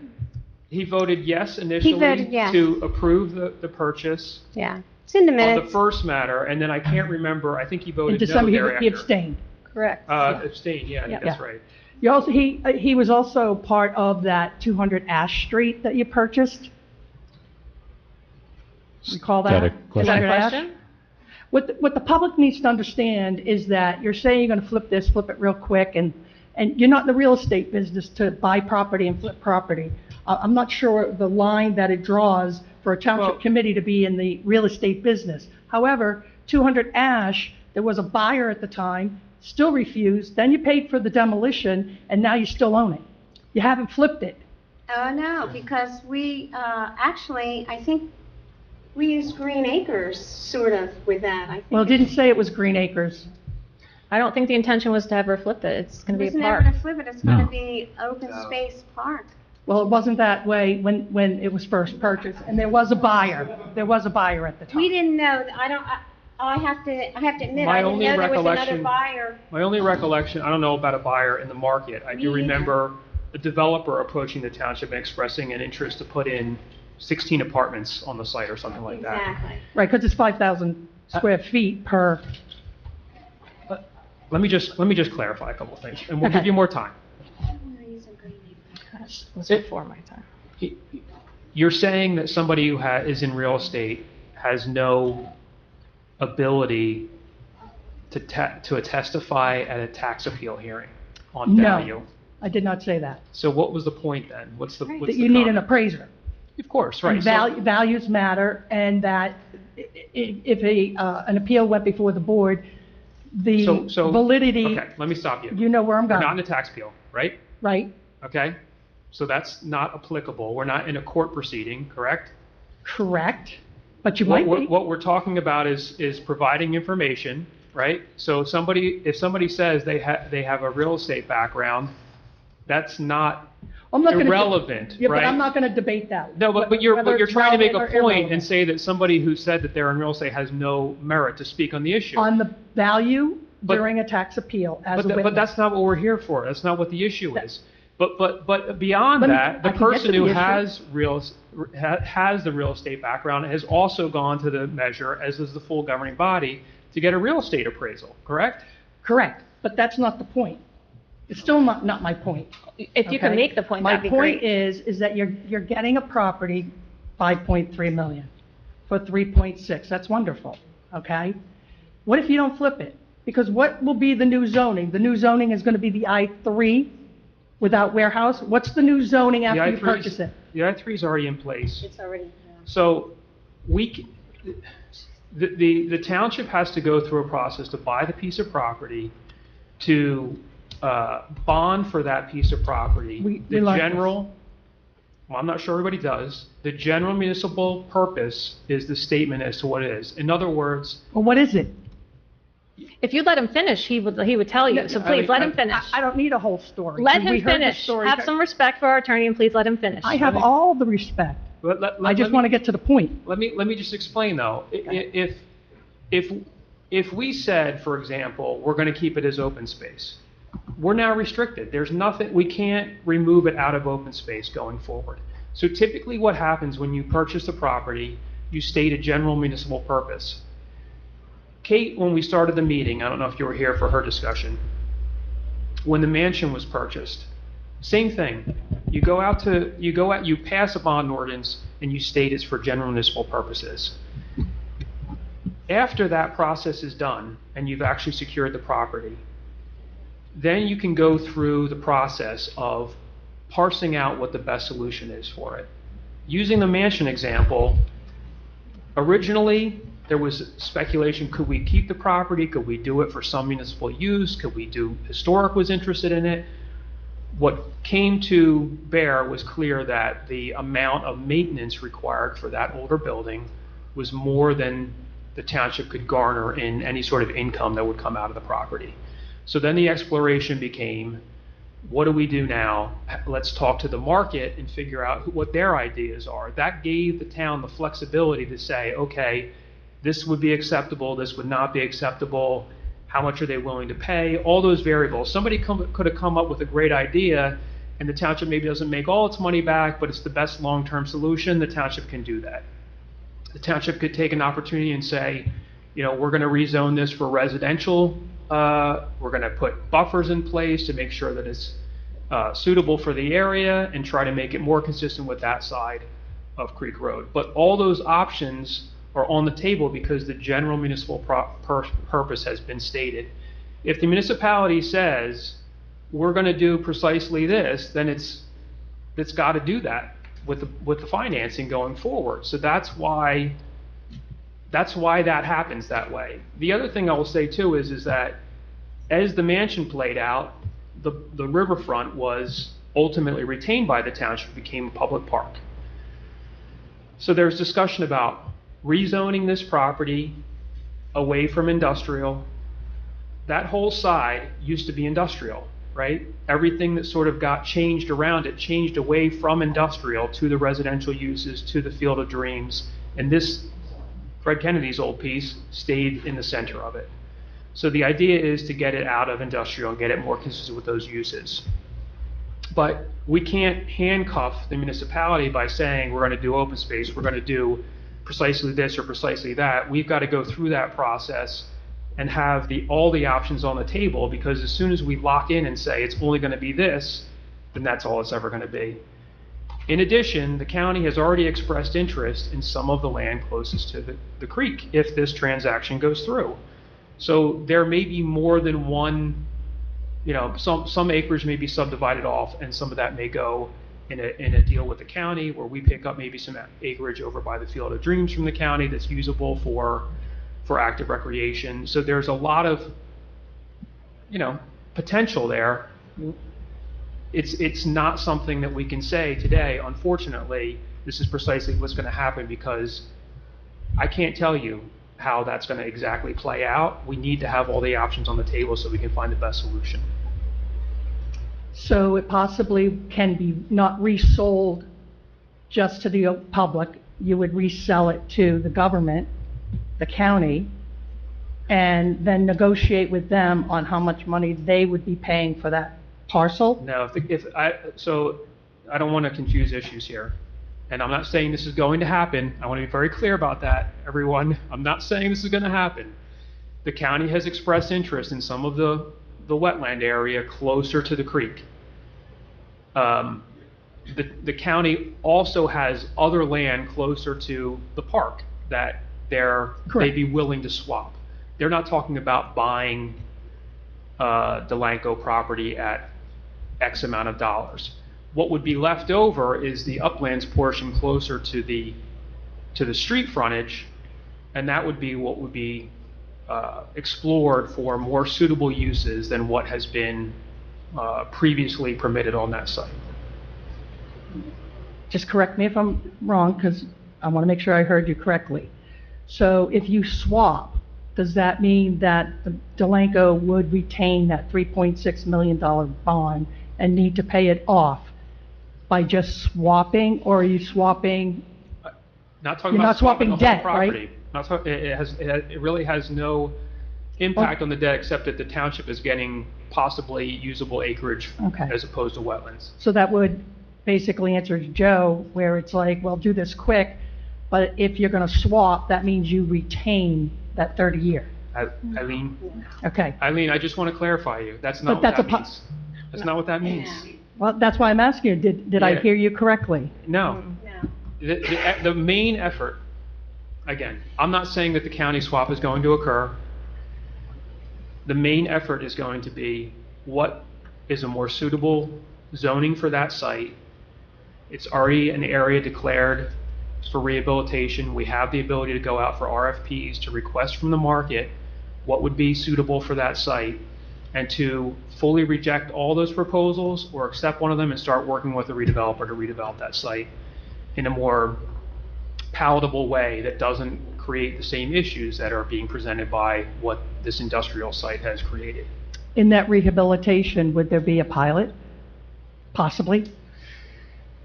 My expectation is no, and I'll say this, again, I can't bind future governing bodies. I don't know what happens a year from now, 2 years from now. We'll just deal with current. But this is getting very off topic, but I'll address it as quickly as possible.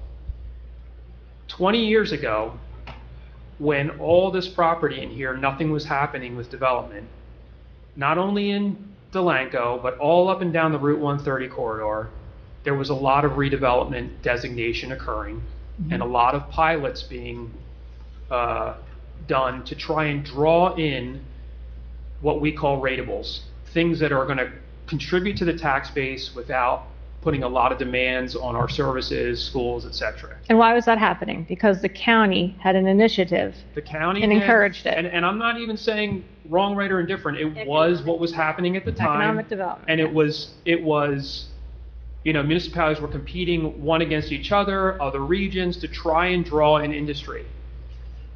Fast forward 20 years, the warehousing industry, I would say, really from just before pre-pandemic through pandemic time, within a 5-year span, in my view, changed completely, right? The intensity, the truck traffic, the uses associated with that became much more impactful than they had been in the past.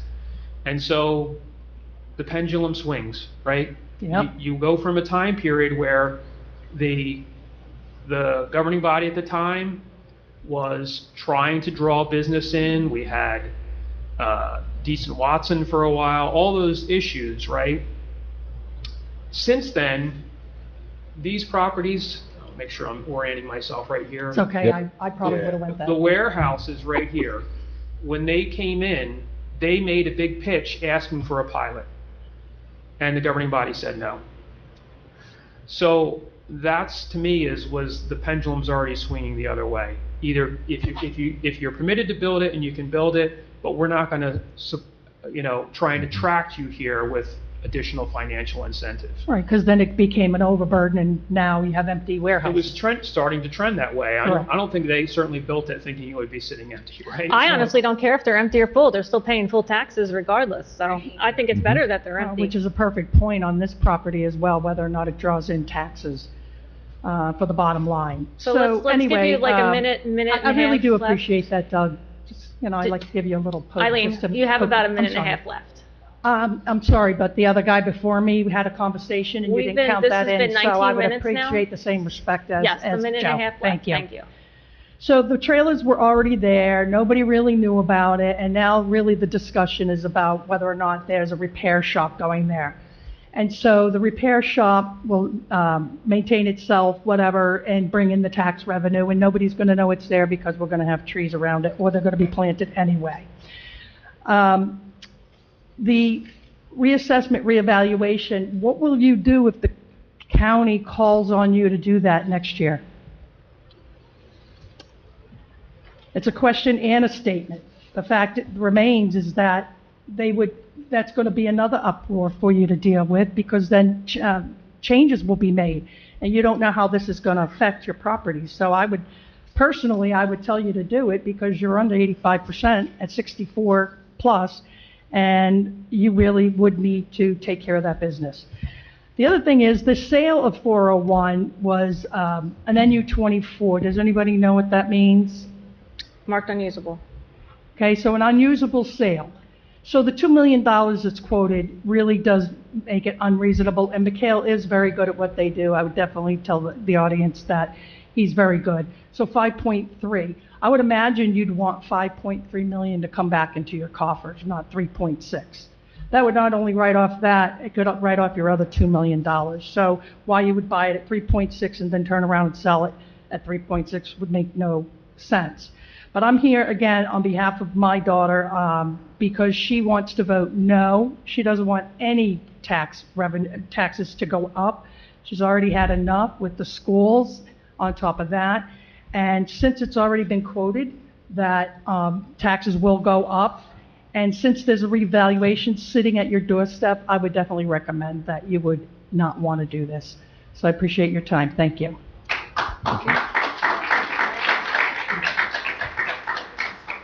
So have we heard anything from the county about a reevaluation?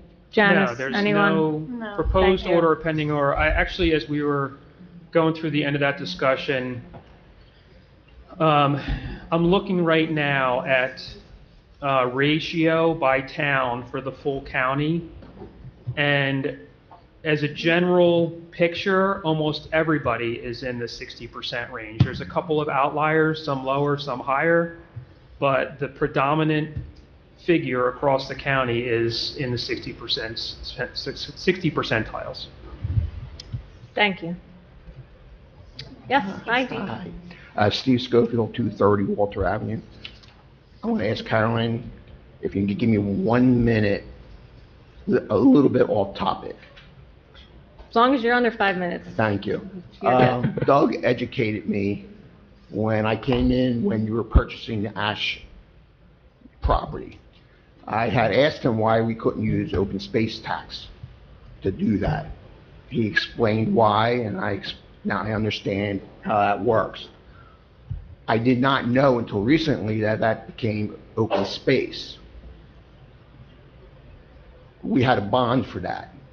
So was that bond paid off when it became Green Acres? It's a finance question. I couldn't tell you. It was only a couple years ago. I don't know. I think it was only like 200 and some It thousand was, dollars, so. it was like a little, Well, if it wasn't, we have open space tax. Can't that open space tax now pay that bond off? I don't believe there's enough in our open space account to pay that off. Okay. We collect probably only about 78,000. I think it's up to a year. 85 now, yeah. Yeah, Okay. for open space, but yeah, it is gonna be open space, and it's on our Rossi list already. Right. Yeah, I just learned that at your grand opening. Joe asked the main question that I wanted to ask was, I always read your notes. I tend not to come to meetings anymore because I get too stressed out. Me too. Same, Steve. I read all the times when you bond something. You know, we purchase a new vehicle, you do this, you do that. I never see when something's paid off. So I was happy when Joe asked, and I'm going to ask the question again to make sure I heard right, was how much money, outside of your normal operating expenses, how much money does the township owe? $2.3 million. That's our debt. And is it Debbie or Deborah? Deborah. Either one. Mrs. Seminara works too. You had mentioned that you find that to be one of the best ratios that you Yes, have seen. yes. Okay. I was surprised.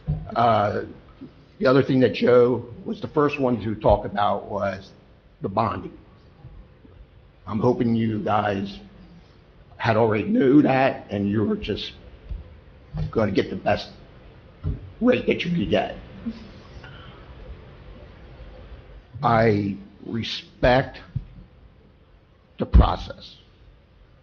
Fern had every right, and whoever worked on that, because it's a law, to do the petition, excuse me, and he had every right to do that. I don't like the criticism that went towards Fern. I was on the border. I let him put signs on my property. Kate, you didn't ask me this time. But what I've heard tonight, I believe I'm going to vote yes to buy the property. Thank you. Thank you. Thank you, Steve. Anyone else for public comment? Going once, sir?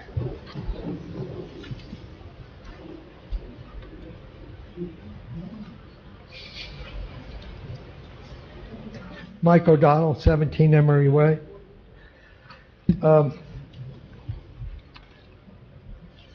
I've been on a land use board years ago, and I was sitting on a committee like this for a small borough town in Pennsylvania. I was the oddball out for a big decision on burning our trash. Turned out that the oddball out was right, but be that as it may,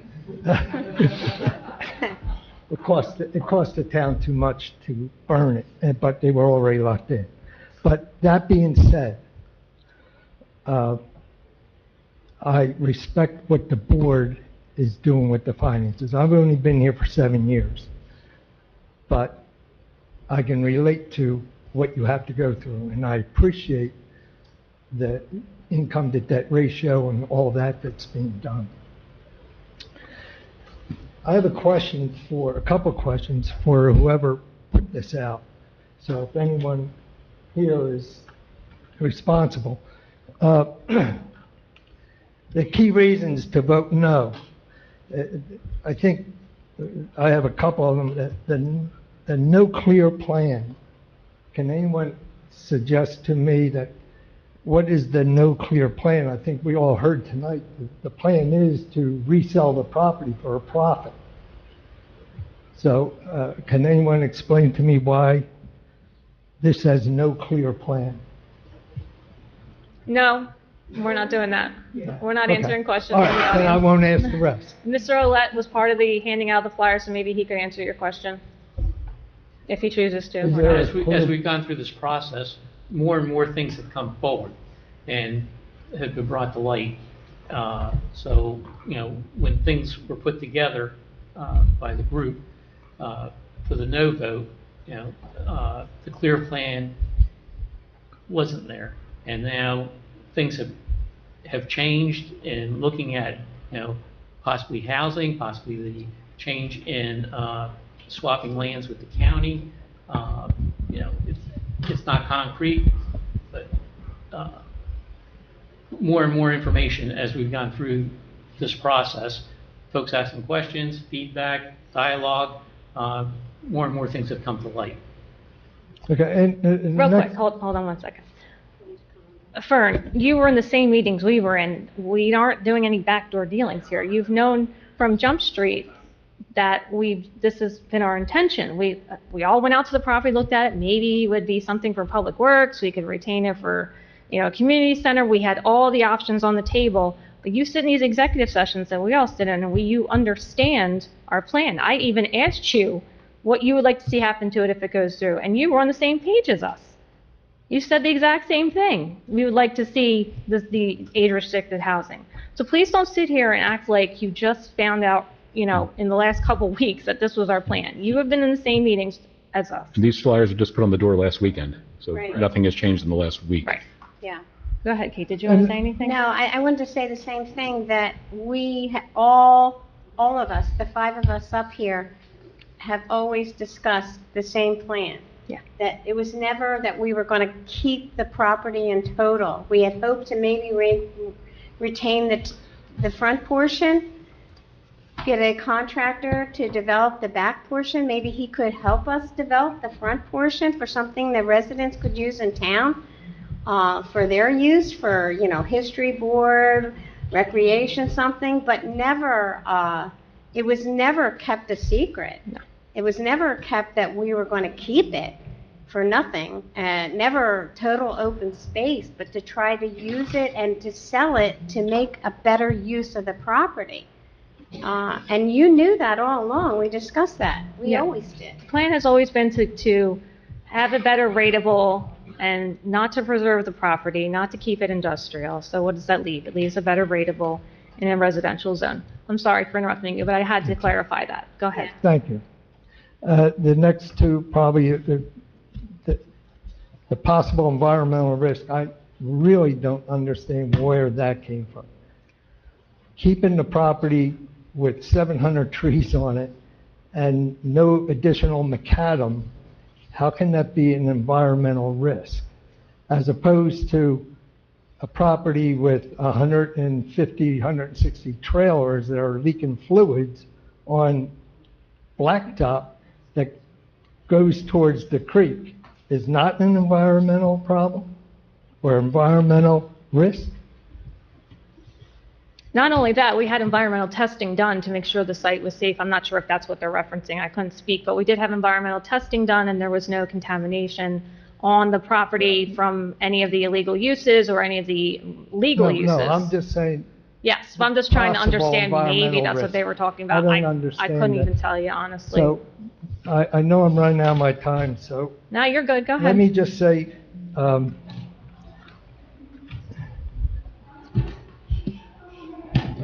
the joint use people clarified some things for me, but I still don't understand why all the contingencies were made.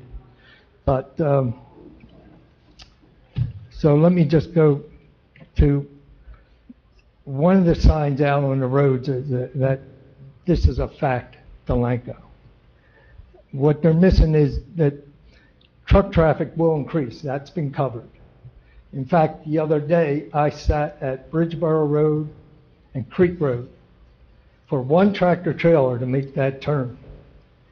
And there was a line of cars behind them, and only that tractor trailer made it. That was it. So now you're going to have somebody towing a disabled tractor trailer. That's going to take longer for these turns. The truck noise, that's another thing. 700 trees we covered. Wildlife will be affected. That's a definite. You cannot blacktop all that acreage and say wildlife are going to go somewhere else. Air pollution will increase, especially next to where the kids are playing. And if they're cleaning chemicals, that odor is going to go towards the ball fields. We don't need that for our kids. Little or no property tax value, that's wrong, because we're going to resell the property. And just like you did down at the mansion, you benefit from that tax. And I'm sure it'll be 30 better. seconds left, just go ahead. 30 seconds left on your timer, that's just one let you know. All right, the investment for Delanco's future at an average cost, and we didn't come up with that, but I'm sure it's going to be minimal. But tonight I heard that it could possibly be not only this year, but could be deferred another year or two, depending on what was said with. So is it necessary and environmentally responsible as a community not to approve the sale of this property? We have to do it because of all the things I mentioned above. It's not responsible. Thank you. I appreciate your comments. Thank you. I think this pen is better. I'll just take the one. Oh, help yourself. That's your parting gift. So just to clarify your question there, the interest, we'd only need to pay interest for the first 3 years of the note. So that's what that means. Anyone else?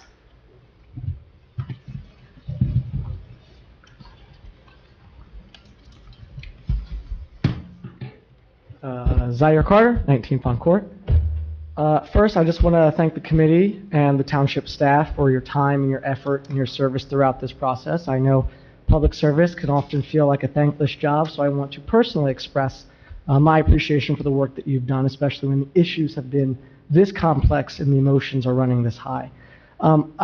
Before I get into my official remarks, I'd just like to start with a quick question to clarify something that was said at last Monday's meeting. And I don't know, Madam Mayor, or maybe Doug, you could answer this. And I'm sort of paraphrasing here, but there was mention that Criterion wouldn't have even considered waiting until the November election. And just for my clarity, and for those who are here and watching at home, could you just sort of clarify what Criterion sort of said when we asked them if the November timeline was a possibility? Mr. Heinold? So we negotiated a First Amendment to the agreement. The terms of that First Amendment are what was agreeable to both parties. They obtained their board approvals last year. So October, I think, Ms. Van Genderen said earlier, of 24, they got their board approvals. Immediately after that, we started negotiation with them to acquire the property and do our due diligence about price. Okay. And then as we went through the process, the bond petition was filed. We notified of the bond petition. They could have said, we understand the difficulty, but we're not waiting. We're going to move forward. They didn't, thankfully. But they were also not willing to wait until November. They either want to move forward because they're just sitting with property that's not making them any money right now, right? They're carrying the cost of it. They've already invested a lot of money into it. So they didn't walk away, but they would not wait until November. We also had the difficulty, and which made it more difficult to come to an agreement on the First Amendment, was we couldn't compensate them anything else, because to compensate them anything else, we'd have to pass another bond ordinance, and we'd be caught in this circle that we'd never get out of. So they have allotted the amount of time to see if this is going to get approved by the voters, and if it doesn't, my full expectation is that they're going to be back on track saying we want to move forward with the development. Okay, so just for clarity, we said, hey, can you wait till November? They said, not going to happen. Right. Got it. Okay, thank you. So these past few months have been a lot. I think many residents, myself included, are looking forward to when this is all behind us. But before we get there, I just wanted to share sort of why I got involved in the first place. Sort of before the signs, before flyers, before brochures, before vote yes or vote no. It just started with something simple, and that was making sure every resident had the chance to vote. Right? That's what pulled me in, not to push a specific outcome, but to protect the process. Because democracy isn't about guaranteed results, it's about guaranteed access. And it's about people having a say, and that's worth, I think, standing up for. My personal opinion on this purchase didn't form until we got further through into the process, specifically when I saw how much resistance there was to simply putting this to a public vote. I mean, that didn't sit right, because from my perspective, more discussion, more participation, more voices, those aren't threats to democracy, that is democracy, right? And I struggled to understand why that idea was met with such pushback. And most residents weren't expressing mistrust in the committee, they were asking to be included in a significant decision. While I respect that each of you may hold strong opinions about this, it felt concerning that when the public said, hey, we'd like a say in this, the response seemed to be, but why? If democracy is functioning as it should be, the answer to that question should always be because it's your right to have one. Now, how's this process been perfect? No. But democracy never is. It's messy, it stirs up debate, disagreement, passionate views, but it also sparks something else, something positive, and that's engagement, civic conversation, people paying attention. And that's a good thing. An engaged community is a healthy community. And Madam Mayor, I'd like to echo something that you said last week. And we disagree on many things, but on this we are aligned. Personal attacks, they have no place here. Disagreement is healthy, disrespect is not. And we can do better, and I believe we are better than that.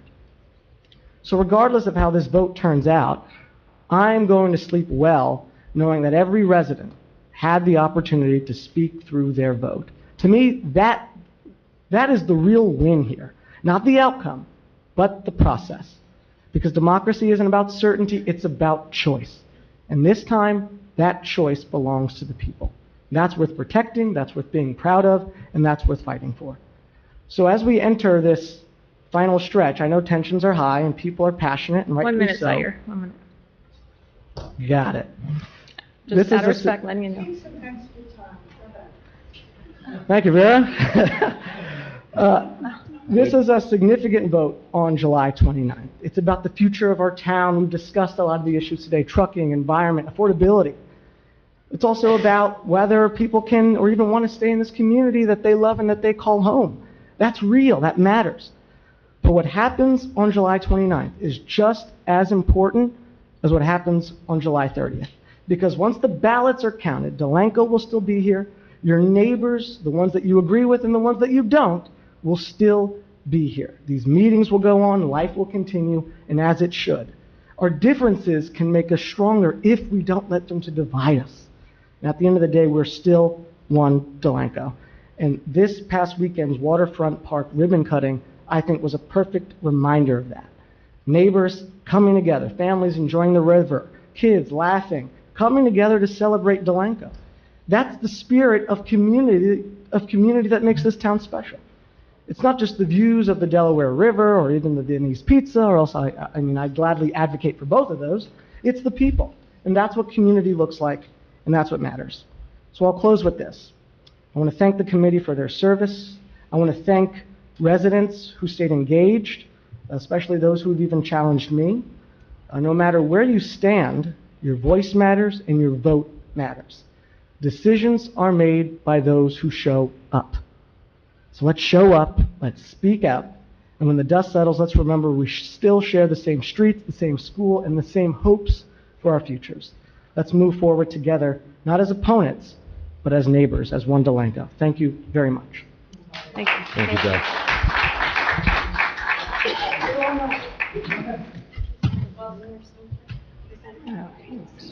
So I understand what you're saying about democracy, and I appreciate that. That's what our government's based on, right? But misleading information is dangerous to democracy. And unfortunately, there was misinformation given to the public in December, which caused a packed courtroom as far as the wrong finance information. Yeah, So- a decimal point in the wrong place is what you're saying created this whole thing. a decimal point. That's not what And I when said. everything else was put together by the administration and the township committee. Those 3 pages of information were on our website. Those were my notes, and the decimal point, when I looked at it, I said, oh yeah, that doesn't look right. Oh yeah, I remember back when I was doing math, you're supposed to move the decimal point over 2 places. When I did that, again, my worksheet, it was correct. And so, yeah, was I wrong for thinking that everyone else did the same math the way I did? I was incorrect in doing that. It was Mr. Bartley who said, hey, Fern, why don't you just take the decimal point out and it'll be right? And, so thanks, Matt. But, again. I don't think we've going had that back to conversation, but okay. information, if 1 decimal point created all this, so be it. So but to finish everyone my got- statement, Fern, I'm sorry, the point was, to finish my statement, was you let all the residents know what was going on in December. Okay? Mhm. You let them know. You gave them all the information. Yes, your decimal point was off. I'm not focusing on that. My point is that you let the residents know what was going on. They came out. They were aware of it. They spoke their piece. Then we moved forward with the process to empty meetings. No one was here yelling and screaming that this is horrible, what are you doing? In fact, you voted yes for it in February because there was no outreach. So you supported the process. That's why we moved forward with it. Even though every resident knew about this in December, where were they at all these meetings that are posted and shared on Facebook, and emails and agendas are shared? There was no outreach. It only became a problem in April. That's my point. I wasn't even going to focus on your decimal point. That's a moot point at this point. My point was the information was shared in December. That's my point. Anybody else for public comment? No, it's 1 per person. Yes. Good evening. My name is Charles Gross, 35 Walton Way. Given what the last gentleman spoke, I wanted to get up and just give an opinion as far as what I see is the greatest and best use of the property going forward if the township were to take control, and that is the one of redevelopment and what the opportunities exist with the property if that were to take place.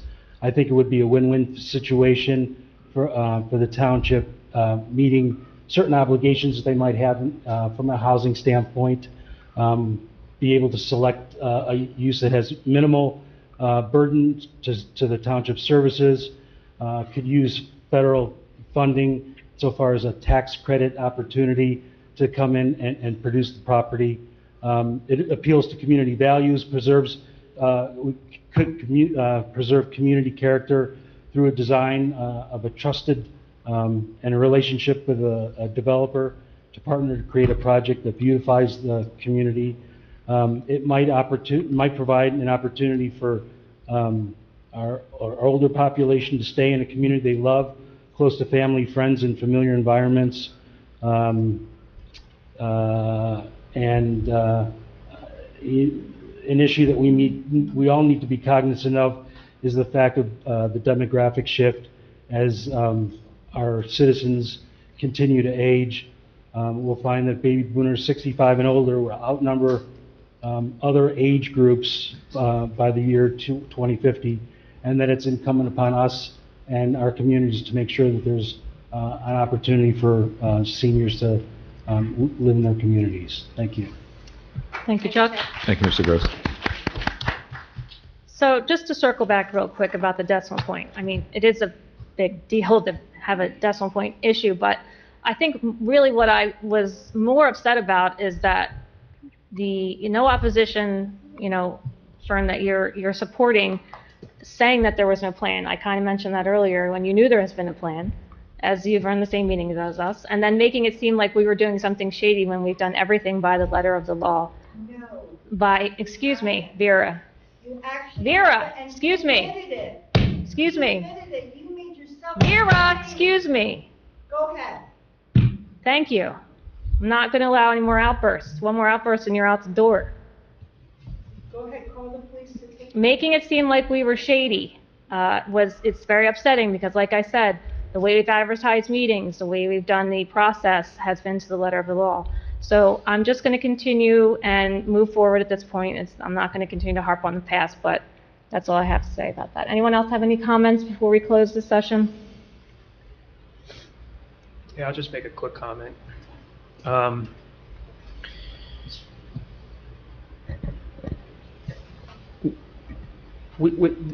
hear, not just in Delanco, it seems to be a common sort of refrain that whatever the law is, you should have done more. And that is a mountain that is never, a peak you can never reach. The law requires what it requires, and we do everything we can, and we do abide by that law. I disagree with the outburst that says, you admitted it. That's not what the statement says, and we're talking about a $2,800 issue in the face of a $3.5 million property purchase in a special election that's going to cost the town $50,000 to $70,000. The township has the ability to resolve that issue and has done so. That is not, it's very upsetting to me as a practitioner who is dedicated to upholding the law and to the civility of this town. To cast aspersion on the governing body members because they should have done something differently, I think is very unfair. The law on that particular issue is not well settled at all. And I think the other point that I would make is that they rely upon me. They rely upon the township clerk. I know that the mayor has been personally attacked in this process. I'm not on Facebook for my own mental health, but I know that it's out there. I know that Fern has been attacked. Mr. Ouellette has been attacked. I actually spoke to him after the last meeting because he was personally attacked by somebody who came up to the microphone. That's not good. That's not good government. That's not good civility. Acting like somebody has there must be something shady or there's something. That's so far from the truth. And this town, the amount of time that these people put in, whatever side of the fence they're on, to dedicate to this town. Lori Van Genderen was in here before. She talked about 29 years of service as the board chair. This town owes a debt of gratitude to her and to Ann, who's still sitting in Carl. But Lori in particular, who's now stepped down, 29 years of service. And she's being called out on Facebook or whatever the method was. That's not right. I take a lot of pride in the practice of local government law. There's other areas of the law that are more affluent. I do what I do because I love it, and I get to work with people who actually care about their town. You add up the hours that they're putting in here and the amount of quote-unquote compensation they get for being governing body members, they could do so many other things and do much better, quote-unquote, for their family. They're here because they love the town and they care about the town. I'm upset about the animosity that has come out at times about this. I will say 90% of the public comment has been very civil, but to say that we have, been doing things behind closed doors or not being out front, this process has been a constant flow of information, of responding to questions, of responding to misinformation, of trying to answer questions, of trying to deal with the next step in the process. I'm proud of this governing body. I think that they show up repeatedly trying to do the right thing, and it's a very unfortunate situation when the comments that come out start to become personal. That's unfair and it's inappropriate. And the last thing I'll say is that when we lose our civility, we lose good government. And unfortunately, I see that happening at the federal level more and more. Every vote is down party lines. There's no communication whatsoever, and everything is a black and white end-sum game with personal attacks and pettiness. This town, look, all the people in this room showed up tonight because you care about the town. You might not come to the same conclusion when you go into that ballot box and vote, but at least respect each other for showing up. And that does not come from, I think I get something good out of this. There'd be a lot more well-slept nights up here if something, if they were not sitting up here. This is a sacrifice, and they should be respected for that. And I respect the people who come out to the meeting and comment and take the time. Tuesday's going to come, the vote's going to occur, and it's my sincere hope that whatever the result is, everybody respects the outcome. We move towards that, whether it be a yes or no vote, and we get back to the other business of Delanco Township. Thank you, Doug. Thank you. Appreciate that. Thank you,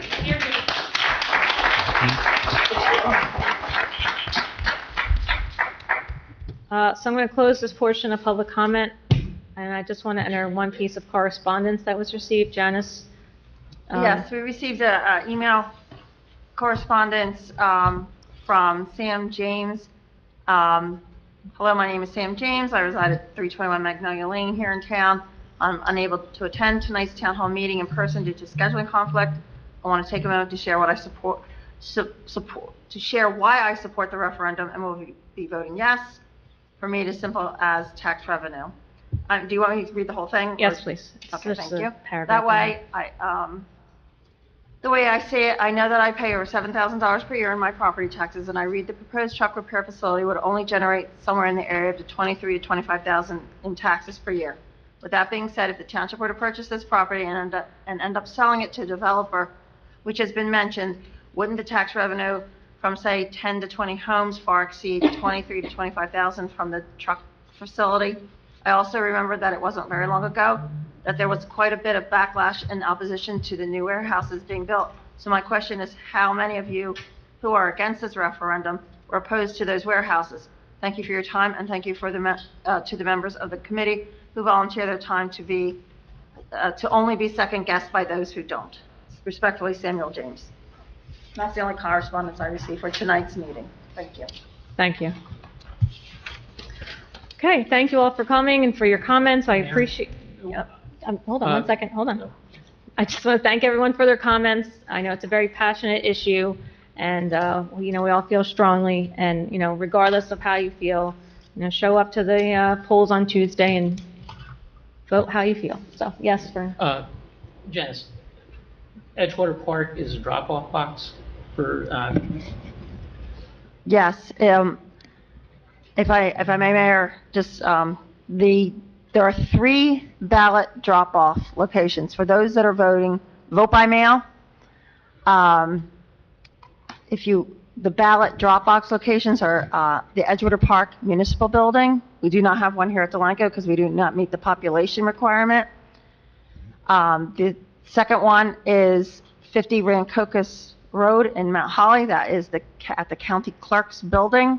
There is a ballot drop box there. And then also at 301 Harper Drive, Morristown. That is where the superintendent of elections office is. So those are the 3 vote by mail ballot drop box locations. Vote by mail ballots must be in one of those 3 drop boxes by 8 p.m., the close of the polls on Tuesday, July 29th. As for those who are still contemplating that maybe voting by mail, vote by mail rather than at your polling place. At this time, you would have to apply in person at 50 Rancocas Road. You can get your ballot application here at the municipal building. You can print it offline, a lot of places to get it. But to get a ballot, a vote by mail ballot, you'll have to take it to 50 Rancocas Road in Mount Holly, the county clerk's office, at this time, as there is, we're on a 7-day countdown. There's statutory guidelines for mailing it at this point, the application. So you can still get an application here, but you would have to take it to 50 Rancocas Road, the county clerk's office, to actually hand in your application and get your ballot. And they do issue the ballots right there as you're standing there when you turn in your application. So, and then of course, Same polling locations from 10 Same to polling 8. locations, with the special, when you have special elections, municipalities, schools have an option to consolidate. However, the polling locations were not consolidated, so you will vote in the same places that you would vote for a primary or general election. We are not consolidating the polls. The polls will open at 10 a.m. And close at 8 p.m. And the reason for the 10 a.m. is more of a staffing issue. With summertime and vacation schedules, the county, was little, concerned about staffing at 6 a.m. and poll workers availability. But so it's 10 a.m. to 8 p.m. on Tuesday, July 29th. So if there's Thank you. any questions about vote by mail or your polling location, you can please, contact the municipal clerk's office. We'll be glad to help. Thank you, Janice. Was there anything else, Vern? No, that was it. Anyone else on the committee? Thank you. Thank Nope. you. Thank you. Thank you. Okay, motion to adjourn, please. So moved. Second. All in favor? Aye. Aye. Thank you. Good night. Why do I know the law better than you? I'm not a lawyer. Why is Don't even.